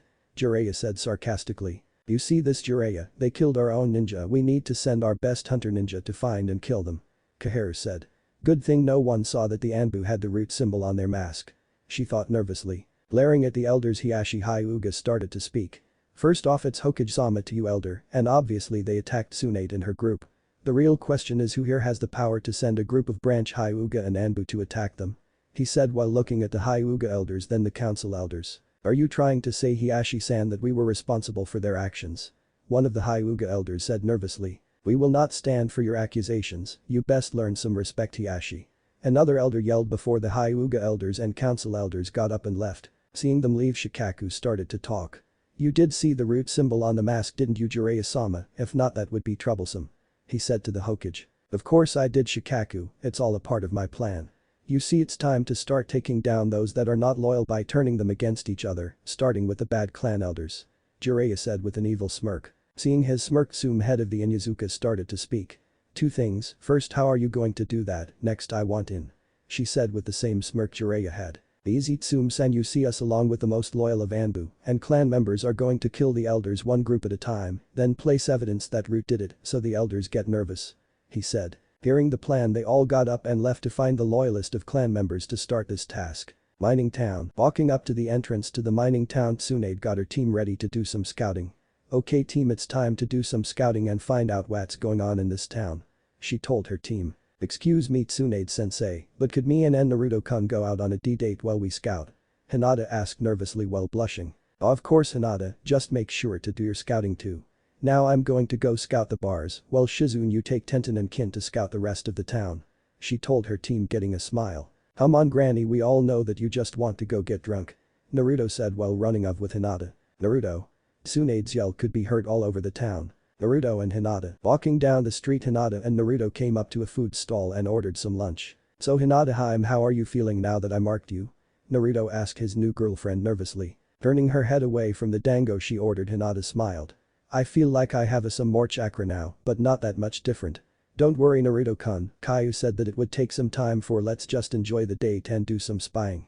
Hinata said, giving Naruto a huge hug. I'm sorry Hinata-hime, it's just that you're the first person of our age to ever show me any real love. And I just don't want to ruin it with being stupid.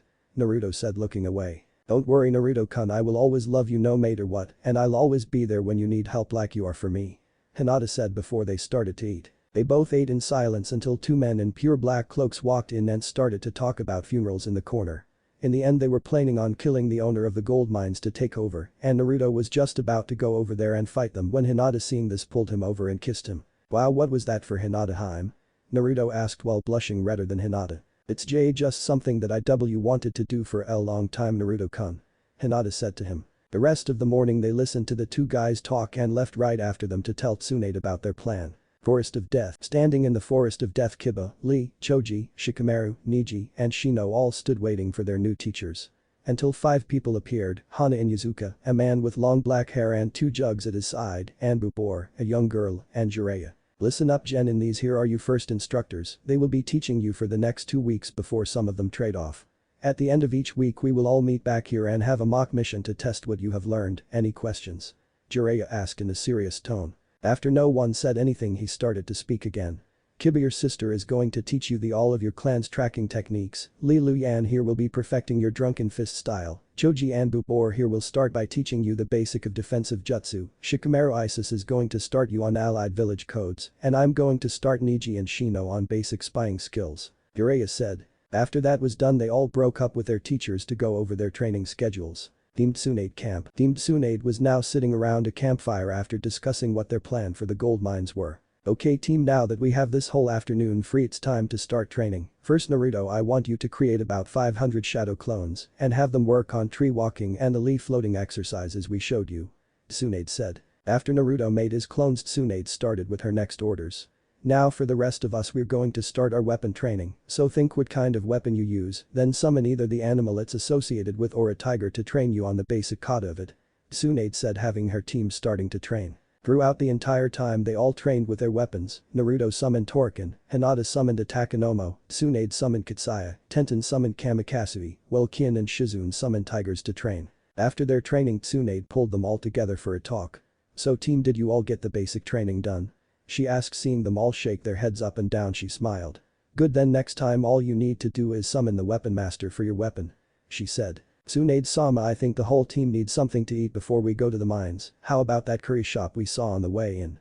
Shizune asked, hearing everyone's stomach growl. Shizune, that's a wonderful idea, okay team, let's head out. Tsunade said. Curry of life. Walking into the shop, team Tsunade sat down at a large table waiting to be served. Hello, my name is Sanshu, how can I help you today? An old gray-haired lady asked them. Hello, we would like 5 orders of curry and 1 of your curry of life. Tsunade told her while smirking at Naruto. A few minutes later, Sanshu walks out and gives them their curry, sitting the curry of life in front of Naruto. Before they could even eat though, a man in a black cloak walked out and said goodbye to Sanshu. Hearing his voice, Naruto and Hinata both turned around, recognizing it. Hinata stayed calm watching him, while Naruto was about to jump out of his chair to attack him. Seeing this though, Hinata took a spoonful of his curry and shoved it into his mouth, letting the man leave. Hinata-hime, what was that for? He was the one that was at the food stall. Naruto said while waving cooler into his mouth. Excuse me Sanshu, but who was that just left? Tenten asked. Oh, that was Karashi. Why? The old lady asked. No reason, we just thought he looked like an old friend. Kin said. After that the team got up and left for the gold mine. Atabami gold mine. Arriving at the gold mine, team Tsunade was waiting behind a boulder for the right time to attack. On top of the mine, a group of cloaked men could be seen holding an old man in front of another man with a black cloak and a giant hump. So old man, are you going to give us the mine or do we have to take it? The one with the hump said. You'll have to kill me before you ever get your hands on the gold, Raiga. The old man yelled out. Walking up to the owner, Raiga had a sick smile on his face. Good, it's about time we had another funeral. He said, giving his gang the cue to put the man in a coffin. The whole time Raiga and the owner were talking, team Tsunade was getting ready to fight, yet before the rest of the team could do anything, Naruto got angry, pulled down his mask, and started to run straight at Raiga while taking out Gunner. Seeing Naruto run straight at Raiga, Tsunade told the rest of the girls to take care of the gang members while she covered for Naruto, and Shizune took care of the owner. So what do we have here? You want to fight me, huh? You do know that I was one of the legendary 7 swordsmen of the mist. Raiga said, blocking all of Naruto's blows before he went on the offensive. Seeing Raiga's surprise when he blocked all of his attacks, Naruto started to taunt him. Yeah, I do just like Kisame and Zabuza, both I have faced, in fact I was on the team that killed Zabuza. Naruto said. So you faced Fish Face and No Brows, huh? Well, you should know this jutsu very well. Raiga said, seeing that his whole gang was out. Knowing what jutsu Raiga was going to use, Naruto backed up and grouped back up with Hinata, Kin, and Tenten. Hit and miss jutsu, Raiga yelled. Falcon, can your Byakugan see through the mist? Tenten asked. Byakugan? Hinata said. No, I can't see anything, something is blocking it. She told her. Lightning style. Lightning balls jutsu. Raiga yelled into the mist, sending 4 balls of lightning at the group, splitting them into groups of 2, Hinata and Naruto, and Tenten and Kin. At the time of the attack, Hinata saw something with her Byakugan. Fox, there's something on his back and those bandages, I think that's what's blocking my Byakugan. She told him. No problem, all we have to do is get that thing off his back, and I have a plan, but we need some way to tell the others though. Naruto said, and then did his signature jutsu. Shadow clone jutsu. Naruto said, creating 5 clones. Naruto then sent the 5 clones into the mist to find the other 2 girls. One of the clones did find them and started to tell them the plan. Hey Panda and Squirrel, remember the plan we came up with for Slug's strategy? Question. Well, instead of a package we need to get that thing off of Raiga's back. The shadow clone told them. Okay Fox, me and the rest of your shadow clones will distract him, and Panda here will cut that thing off his back, tell Falcon to be ready to grab it and run. Kin said to the group. Okay Hinata, the plan is a go, when Panda cuts that thing off his back you need to go in and get it, okay? Naruto said before creating more shadow clones. You think that those little clones can stop me? You're wrong. Raiga said while signing for his next jutsu. Lightning style. Chain lightning jutsu.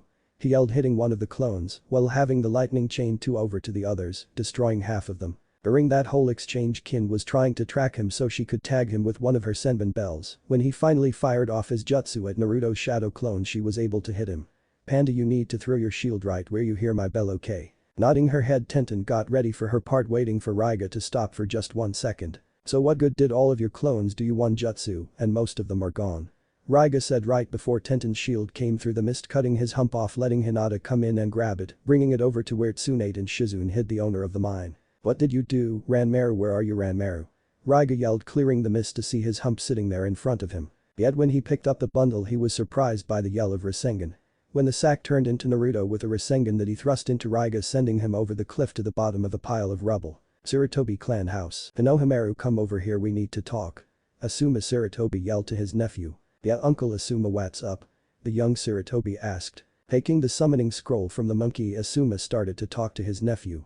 We just received something from Naruto's group and from Enma the Monkey King. He told him. Naruto Nai-san sent us something. What is it? I bet it's something cool. Konohamaru said, getting excited. Well, it's time that you sign the monkey contract and that I live up to my responsibility. Asuma said, unrolling the scroll and showing Konohamaru how to sign it. Okay now Konohamaru, I don't want you to summon any monkey yet until I say you can. You don't have the chakra to do that yet, okay? Memorizing the signs that Asuma taught him, Konohamaru answered his uncle. Okay Uncle Asuma. He said. Summoning jutsu. Asuma yelled, summoning the Monkey King Enma. Asuma, it's about time that you signed the contract. And young Konohamaru, I'm sure your grandfather would be proud. Now I think your friends are here. Konohamaru, why don't you go out and play while I talk with your uncle here about why he didn't sign sooner?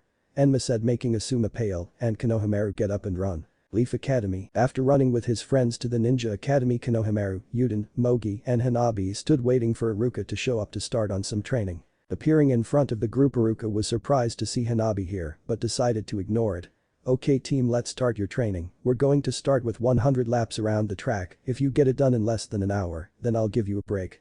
Iruka said, making them all start running. After they were done running, Iruka had them work on the basic jutsu and taijutsu, then they all worked on the leaf floating exercise until their training was done. Hurry of life. Sitting around the table, Team Tsunade just got back with the owner of the gold mine, Ranmaru and Karashi, all of whom they caught or rescued while Naruto was distracting Raiga. I would like to thank you all from rescuing me from the clutches of Raiga. If there is anything I can do for you, all you have to do is ask.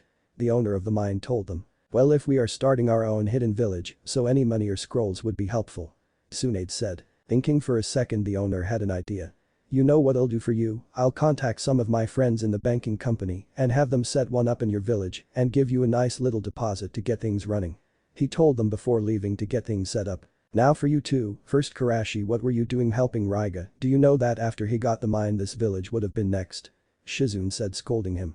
I thought that if I joined him that he would spare my mother's curry shop when he did get to town. I guess that was wishful thinking, huh? Karashi said sheepishly. Looking at Ranmaru, Kin spoke. You know, I was like you once, a very evil man helped me and I thought I should be there for him no matter what. Well, I was wrong, I didn't have to help him. She said. Okay, now team, how did you manage to get Ranmaru here away from Raiga?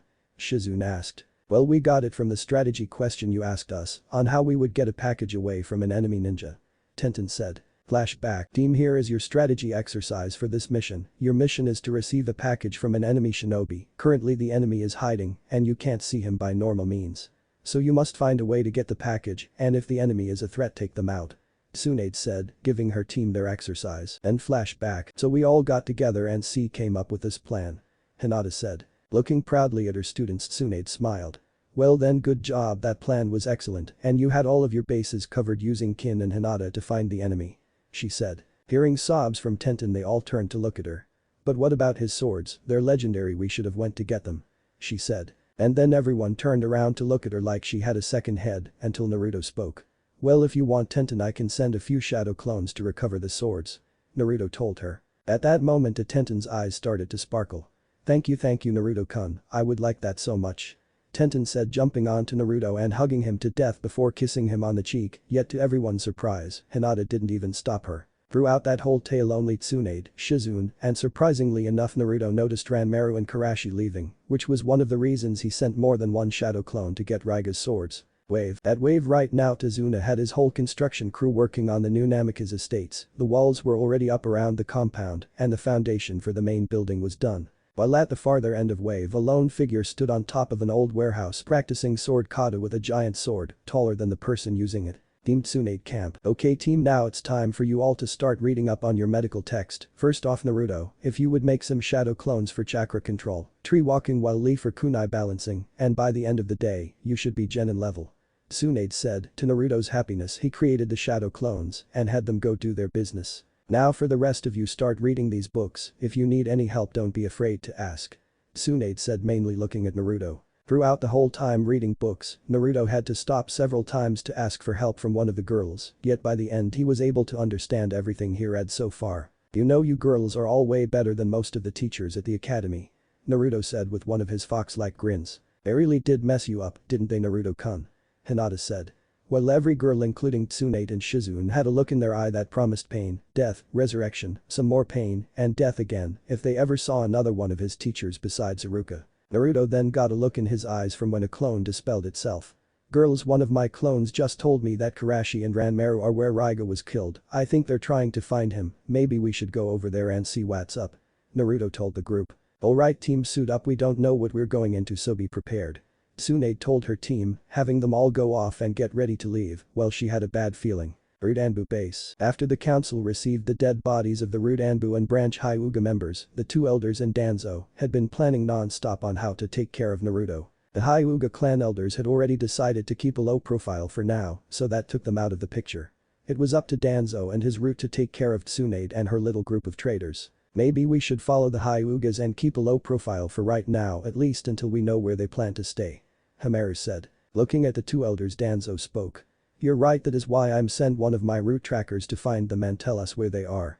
Danzo said, sending a root ninja away. Adabami gold mine. Team Tsunade arrived just in time to see Karashi and Ranmaru, both digging up Raiga. But to their surprise, Raiga was moving and alive. He was finally able to get out of the rubble and grabbed his swords while having Ranmaru help keep him steady. Following all three of them up to the top of the mines, Team Tsunade stepped up to finish what they started. So you still want to try to fight me, can't you see you can't win? Raiga said, laughing evilly. Yes, they will, and you will lose. Tsunade started to say. Panda, Squirrel, Fox, and Falcon, I'll let you take him on, if you need us we'll be here. She said. But that the five ninja got ready to fight one of the toughest battles of their lives. Bottom of gold mine. Lord Raiga, you're alive. Karashi yelled. Well, of course I am, you idiot, do you think that those little brats could kill me? Raiga told him. What are you going to do, Lord Raiga? Karashi asked his leader. Looking at one of his last followers, Raiga spoke. Easy, we are going to kill those punks that thought they could beat me. But Raiga, they are only trying to help the people, why do we have to hurt them? Ranmaru asked. Ranmaru, don't you ever try to disobey me, you are my tool to be used as I see. Raiga said, glaring at his tool. Bowing his head to Raiga, Ranmaru started to talk. Yes, Lord Raiga. Is that all I am to you, a tool? At least Zabuza loved his tool. Ranmaru thought, remembering the story Naruto told him about Zabuza and Haku. Now it's time for my revenge and another beautiful funeral. Raiga yelled while laughing evilly. Flashback Team Tsunade training. Team, it is now time to start your jutsu training. Naruto, with all of your chakra training you now finally have the control of a Chunin. Tsunade said, giving Naruto a hug. Good job Naruto-kun, I knew you could do it. Hinata said, hugging him. Hugging Hinata back, Naruto looked into her eyes. Thank you Hinata, I couldn't have done this without all of you. Naruto said, pulling Hinata into a kiss with an eep from her. Now that is over, I need you three to push your chakra into these sheets of paper. Shizune said, handing out paper to Naruto, Hinata and Tenten. When Hinata used her paper, half of it got wet while the other half dried up. On Tenten's paper, half of it dried up like Hinata's while the other half crackled from lightning. Kin's paper was cut in half with one side drying up. Naruto's was the most interesting one of them all. His paper split in half both ways into 4 sections, one was burned, another was wet, the third was dried up, and the last crackled from lightning. Standing there, Tsunade and Shizune looked like they both got hit by a lightning jutsu. I want all of you to know that it is not normal to have more than one element as your main one. Shizune started with fire, while I had earth and water. Tsunade said. But you Hinata have water and earth, Tenten you have earth and lightning, Kin you have wind and earth, and Naruto you seem to have every element: wind, water, fire, earth, and lightning. She said. This just proves how awesome we are. Naruto yelled, pulling Hinata and Tenten into a huge hug, getting blushes from both girls. Getting out of the hug, Tenten had to ask Tsunade a question. Does that mean we can only learn jutsu from that element, Tsunade-sensei? She asked. Not at all Tenten, they just start out easier. In fact, you can gain new elements by training them, and as you go they will get easier. You might even be able to combine them to make some of the more rare elements like ice or wood. Tsunade said, answering her young apprentice's question. So since you all have earth as one of you elements, we will start you on one offensive and one defensive jutsu for it. Shizune said. Mine entrance. Okay you girls, let's do this. Naruto yelled. Looking at Fox, Tenten started to talk. Well Fox, what's the plan then? Squirrel, I want you to stay back with long-range attacks, while me and Panda here get up front and personal with Raiga. Falconheim, I want you ready to grab Ranmaru if you can. It doesn't look like he wants to be with Raiga anymore. Fox said, getting his team ready. They already had their mask down. Naruto pulled out Gunner, Hinata put on Ergies, and Tenten summoned a katana while loosening up Jirobanen. So the little kiddies came to fight me?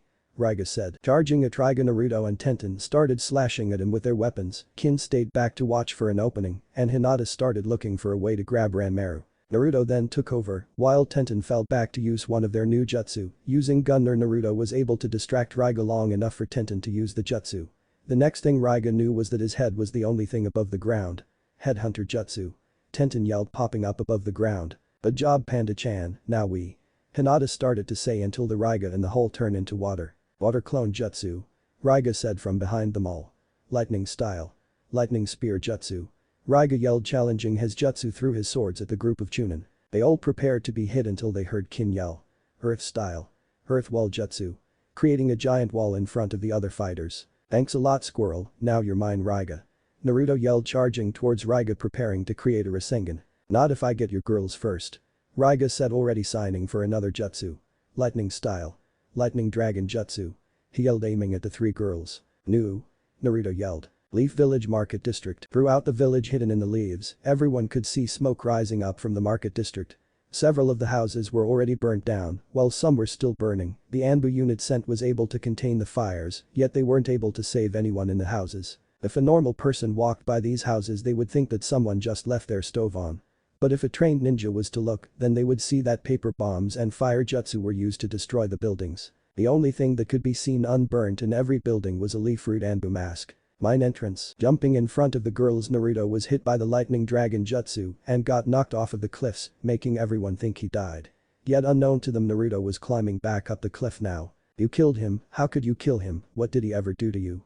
Tenten yelled, starting to attack Raiga with her sword. We'll kill you for that. Yelled Kin, while throwing Senbon at Raiga. Hinata didn't even say anything until the end. That was when she screamed and charged at Raiga with her Byakugan at full power. The whole time that they attacked, Raiga was on the defensive end. When Tenten wasn't attacking him with her sword and shield, then Kin was throwing Senbon at his pressure points, and if Kin wasn't throwing Senbon, then Hinata was using her gentle fist on him. You're in my range of divination. Hinata said coldly, about to use the move her brother Niji taught her. 8 trigram 64 palms. She yelled, starting her move. 2 palms, 4 palms, 8 palms, 16 palms, 32 palms, 64 palms. She said, yelling that last part. Coughing up blood, Raiga was having trouble standing up, but in the end he was able to. Nice try, little girl, but with Ranmaru here I'm able to dodge all of your little strikes. Raiga said. You may have dodged most, but I did hit you several times. All of which I believe Ranmaru didn't warn you about on purpose. Hinata said, taunting Raiga. Isn't that right, Ranmaru? Tenten asked, turning to the young boy. Ranmaru was about to answer them when Raiga tightened the strap on him and his back to keep him quiet. Ranmaru is my tool and he will do as I say. Raiga said, glaring at the girls. You know I was once a tool of Orochimaru, and as you see I'm not with him anymore. Kin said, glaring at Raiga. Looking at Kin, Ranmaru started thinking. If she could leave her master, then maybe I can too. He thought to himself. While Tenten and Kin were distracting Raiga, Hinata started to sneak up on him to take back Ranmaru. Yet at the last moment Raiga noticed her and turned around to hit her. At the last moment everyone turned around to see someone charging at him. Rasengan. They all heard, seeing Naruto thrust a Rasengan into Raiga away from Hinata and Ranmaru. Leave council chambers. Order, what is the meaning of this meeting? Jiraiya asked. This is to discuss what we are to do now that half of the civilian council have been killed because of fires. Elder Hamaru said. Looking around at the council, Jiraiya had to do his best to hide his growing smirk. Well, until we find out who killed them we will let the council stay as it is. The Toad Sage said. What do you mean who killed them, wasn't it just an accident? One civilian asked. No, there were signs of fire jutsu and paper bombs used, also we found these at each of the houses. Shikaku said, putting the mask on the middle table. Seeing Danzo and the other two elders start to look around nervously, Tsume decided to speak. Also all of our Anbu were out on missions or at their post when the buildings caught on fire, so we have no idea who could have done it. She said. Tsume, I want you some of your trusted trackers to start investigating the scene, until then we will not talk about this. Jiraiya said to the council. In the shadows of the room a Hyuga council spy left to report to them. While Danzo was thinking. How did those masks get into those houses? I didn't order my route to do anything like that, what's going on here? He thought while the other two elders were looking at him suspiciously. Wave country. In Wave the new Namikaze compound was all but finished, the last thing they needed to do was finish the main house. While in another part of Wave the same swordsman was getting ready for Naruto. Mine entrance. Jumping out of the way right in time, Raiga was surprised to see Naruto back. Well, it seems that I wasn't able to kill you the first time, shame, I will have to change that. Raiga said, laughing. Zabuza or Kisame were able to kill me, what makes you think you can? Naruto asked, taunting Raiga. Zabuza and Kisame are weaklings, I will kill you. Raiga said, charging Naruto. Summoning jutsu. Naruto yelled, knowing he was still weak from the lightning dragon attack. Looking at his summoner, Torken blocked Raiga's charge with his swallow. I see you're having trouble with this ant, well then let's beat him together. I'll show you an ant. Raiga yelled, charging the duo. While Naruto and Torken were fighting Raiga, the girls were trying to see why Ranmaru left them to help his old master. Ranmaru, why did you leave to find Raiga? You know that he would treat you like a tool just like my old master. Kin asked. Looking sad about how Raiga treated him, Ranmaru answered. I thought that he just acted like I was his tool, like you told me Zabuza did with that Haku girl. Ranmaru sobbed. Walking up to Ranmaru, Hinata put her arms around him in a hug. It's okay, we understand, but know that we will always be with you and help you if you need it. She said, smiling. I'm sorry for leaving to find Raiga. Ranmaru said. It's okay, we'll stop him and make sure everything is okay. Tenten said, joining in on the hug. Seeing Ranmaru hugging those three girls, Raiga starts to wonder if what he's doing is right. The Yamanaka flower shop. Sitting down in the Yamanaka flower shop, Ino, Sakura, Hana, Anko, and Kurenai were disusing training for the girls. Okay girls, us three have came up with a training schedule for you upon Kakashi's request. He is on a mission right now and won't be back for a while. Kurenai said, telling the two girls why they were there. Now Kurenai here will be training you both in Jinjutsu, Hana will be working on your chakra and stamina, and I will be teaching you the finer points of torture and seduction. Anko said, eating a stick of dango suggestively while winking. Now first off we need to know what are your main elements. Hana said, taking out a piece of paper and handing one to each of them.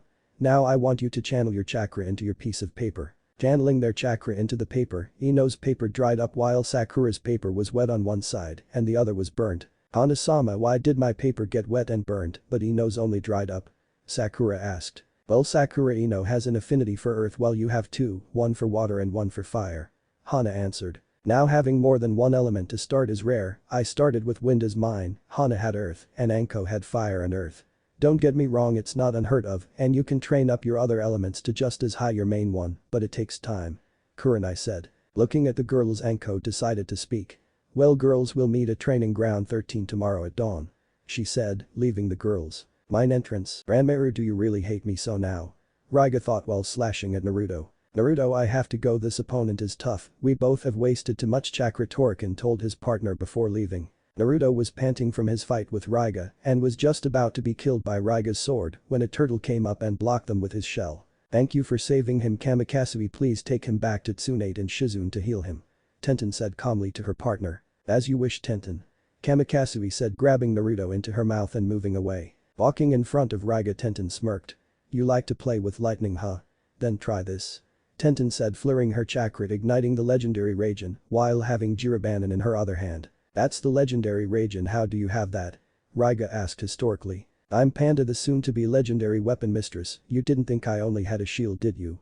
She said, running at Raiga. The whole time Tenten was pushing the already tired Raiga back towards the edge of the cliff, gaining glancing blows on his arms and legs while using Jirobanen to block each of his blows. Soon enough Raiga noticed that he was at the edge of the cliff, remembering Ranmaru's words, he decided that he could not win even if he could beat this panda girl. So he decided to let her gain one last blow across his chest, blowing him off the cliff and his swords out of his hands. Over with Tsunade, Naruto saw this and remembered his promise to get the swords from Raiga. Getting up, he dove over the cliff, grabbing the swords on his way down. Ranmaru! Raiga yelled while falling, remembering the good days with him before he decided to end it. Lightning style.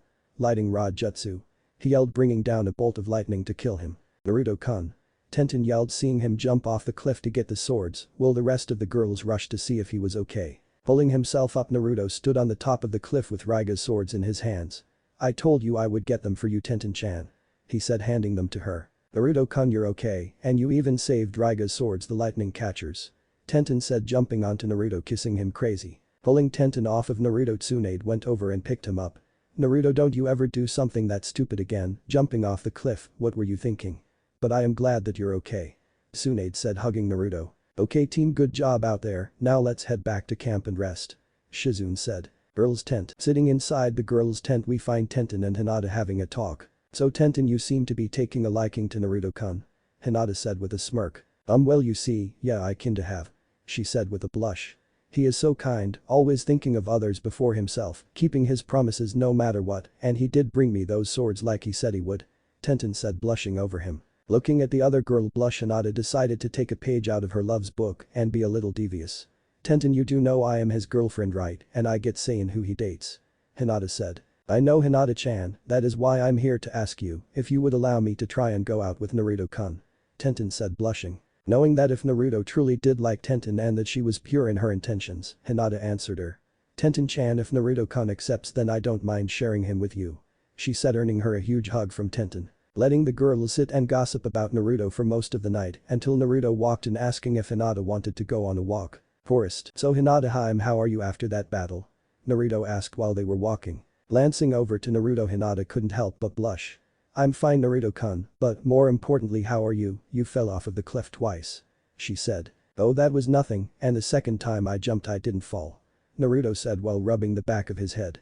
But more importantly about me and Tenten, I didn't mean for her to jump on me and start kissing me, I hope you aren't mad at me or her.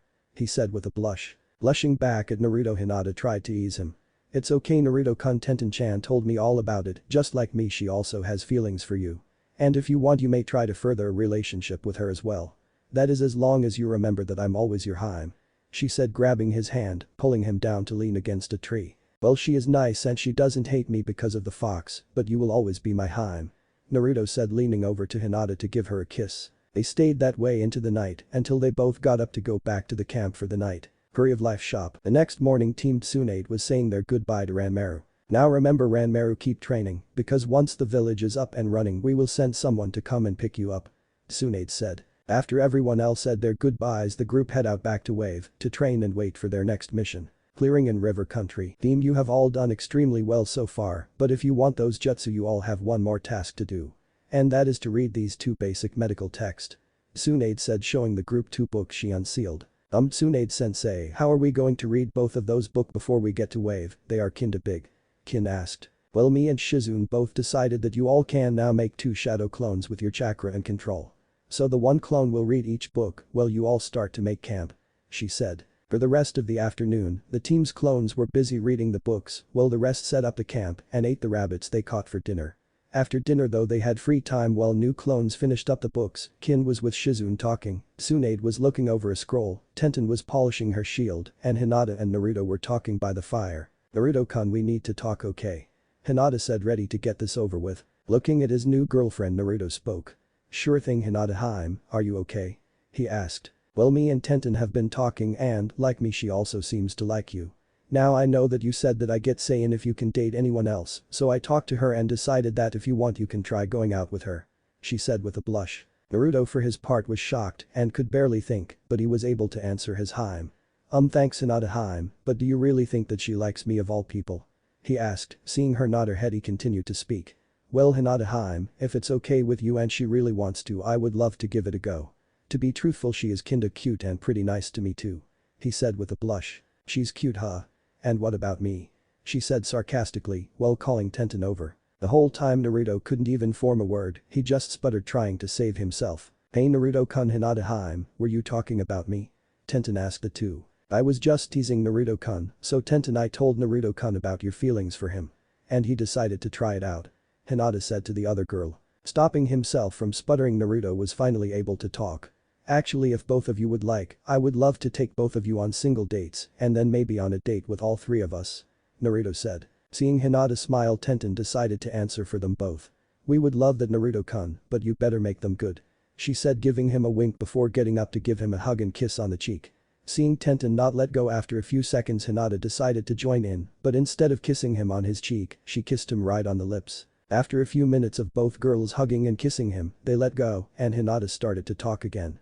"Now Naruto-kun, is there any other girl that you would like to try and have a relationship with besides us?" she asked, wanting to get it out of the way. Thinking for a few seconds, Naruto was finally able to answer. "Well, I'm already so lucky to not just have one but two great and beautiful girls," he said, getting an awe from both girls. "I did get a letter from Sakura when we were in Wave and it seems like she is trying to change. She does have a long way to go, besides her I don't know," he answered. "Then we will just have to see what other girls seem to like you," Tenten said. The rest of the night the trio were talking and getting to know each other more. Eventually Kin was pulled into the conversation. After that they set up their lookout schedule and went to bed. Leaf Training Ground 7. Sitting under a tree, Sakura was reading a letter she received from Gamakichi, waiting for Ino and her senseis to come. "Dear Sakura, so I'm not Sakura-chan, well that's okay, I deserve that," Sakura thought to herself. "Thank you for the letter, it's good to see that not all of my team in Konoha has abandoned me. I'm glad to hear that you are trying to change and become a real kunoichi and not just some stupid fangirl.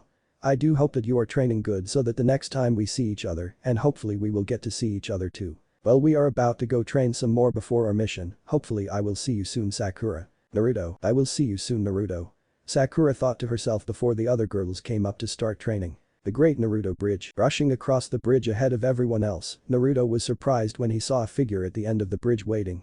He was even more surprised when said figure enclosed both of them inside a dome of ice. "What in the world, who did this? Wait, you, how could you still be alive? I thought you died," Naruto said, finding the person who did this to him standing in front of a mirror, wearing half of a hunter ninja mask. Taking off the mask, the mystery ninja spoke. My, you see Naruto, my bloodline was able to save me. Why did you miss me after you killed my master?" The ninja spoke. "But Haku, what are you talking about? I didn't kill Zabuza. And why do you have his sword? I put it there after digging your graves myself," Naruto asked, remembering that incident. Walking around the dome, Haku took the sword from her back and put it on her shoulder. "If you and your team didn't kill Zabuza-sensei, then who pray tell did then?" Haku asked, not remembering for she was knocked out when Zabuza died. "Haku, after you were hit with Kakashi's Yadori, Gato tried to have Zabuza killed. So he instead went and killed Gato, and then he died from wounds from his mercenaries before me and Kakashi took them all out," Naruto said, trying to calm the girl down. "How do I know that you're not lying to me, trying to cover up your own actions?" Haku said, knowing that all of her accusations were false. Walking right up to Haku, Naruto dropped both Gunner and Yaju, showing Haku that she didn't have to worry about him attacking her. "I give you my word that we didn't kill Zabuza and you remember that I always keep my word, right?" Naruto said. Hearing Naruto give his word, Haku remembered when they first met and he told her about his nindo. Dropping her sword, Haku ran up to Naruto to give him a hug while crying on his shoulder, letting the mirrors melt around him. Throughout this whole ordeal, Hinata had been watching the whole thing with her Byakugan. She was able to hold the other girls back to not attack the dome of ice. Walking up to Naruto and Haku, Tsunade broke them up to talk. "You know that you're going to have to tell us everything that just happened in there, right?" she asked. For the next hour the group of shinobi sat at the end of the bridge listening to Haku's story. In the end it was decided that after a quick checkup from Tsunade and Shizune with the 3 apprentices watching, that Haku would join the group. They were now heading to the Shadow's Blade to pick Haku some new clothes. Shadow's Blade. In the shop both Haku and Kin decided to get new clothes. Kin now wore her hair all the way down reaching her ass, with a green camouflage scarf around neck. She had a fishnet shirt on under her Chunin vest which was camouflage green, which also had 2 new straps on the back to hold her chain side. Her camouflage pants were now tighter instead of the baggy ones she wore, along with her kunai and shuriken holsters. She also had senbon holsters on each leg. She still had her boots on, but she also added camouflage bracers to her forearms. Haku wore her hair up in a bun with bangs to the side. She had a dark blue sleeveless shirt with an ice blue Chunin vest. Over her vest she had an open ice blue guy on, with a ice and water dragon curled around each other on the back. On the back of her guy was a holster for the Kubikiri Hauchu, with a joint kunai and shuriken holster on her right hip, 2 senbon holsters on her left hip, another senbon holder on her right thigh, and a pouch on her ass for other supplies. Like the rest of the group she also had a black Anbu mask, hers was of a penguin skull. After they got their clothes and some supplies they left, telling the owner they would be back later after visiting their new compound for supplies for it. Namika's compound. Walking to the bridge that led to the island that held the Namika's compound, the group met with Tazuna, Inari, and Tsunami. Tazuna then led them around the compound, first showing them the spare houses and the different training grounds. Afterwards he led to the main house, showing them the huge garden in the back of the house, which held different plants and trees, along with a zen garden. He then brought them into the main foyer to take them down to the basement, which was one room as big as the whole house used for training, and a little shed in the corner to hold various supplies. Leading them back up to the first floor Tazuna brought them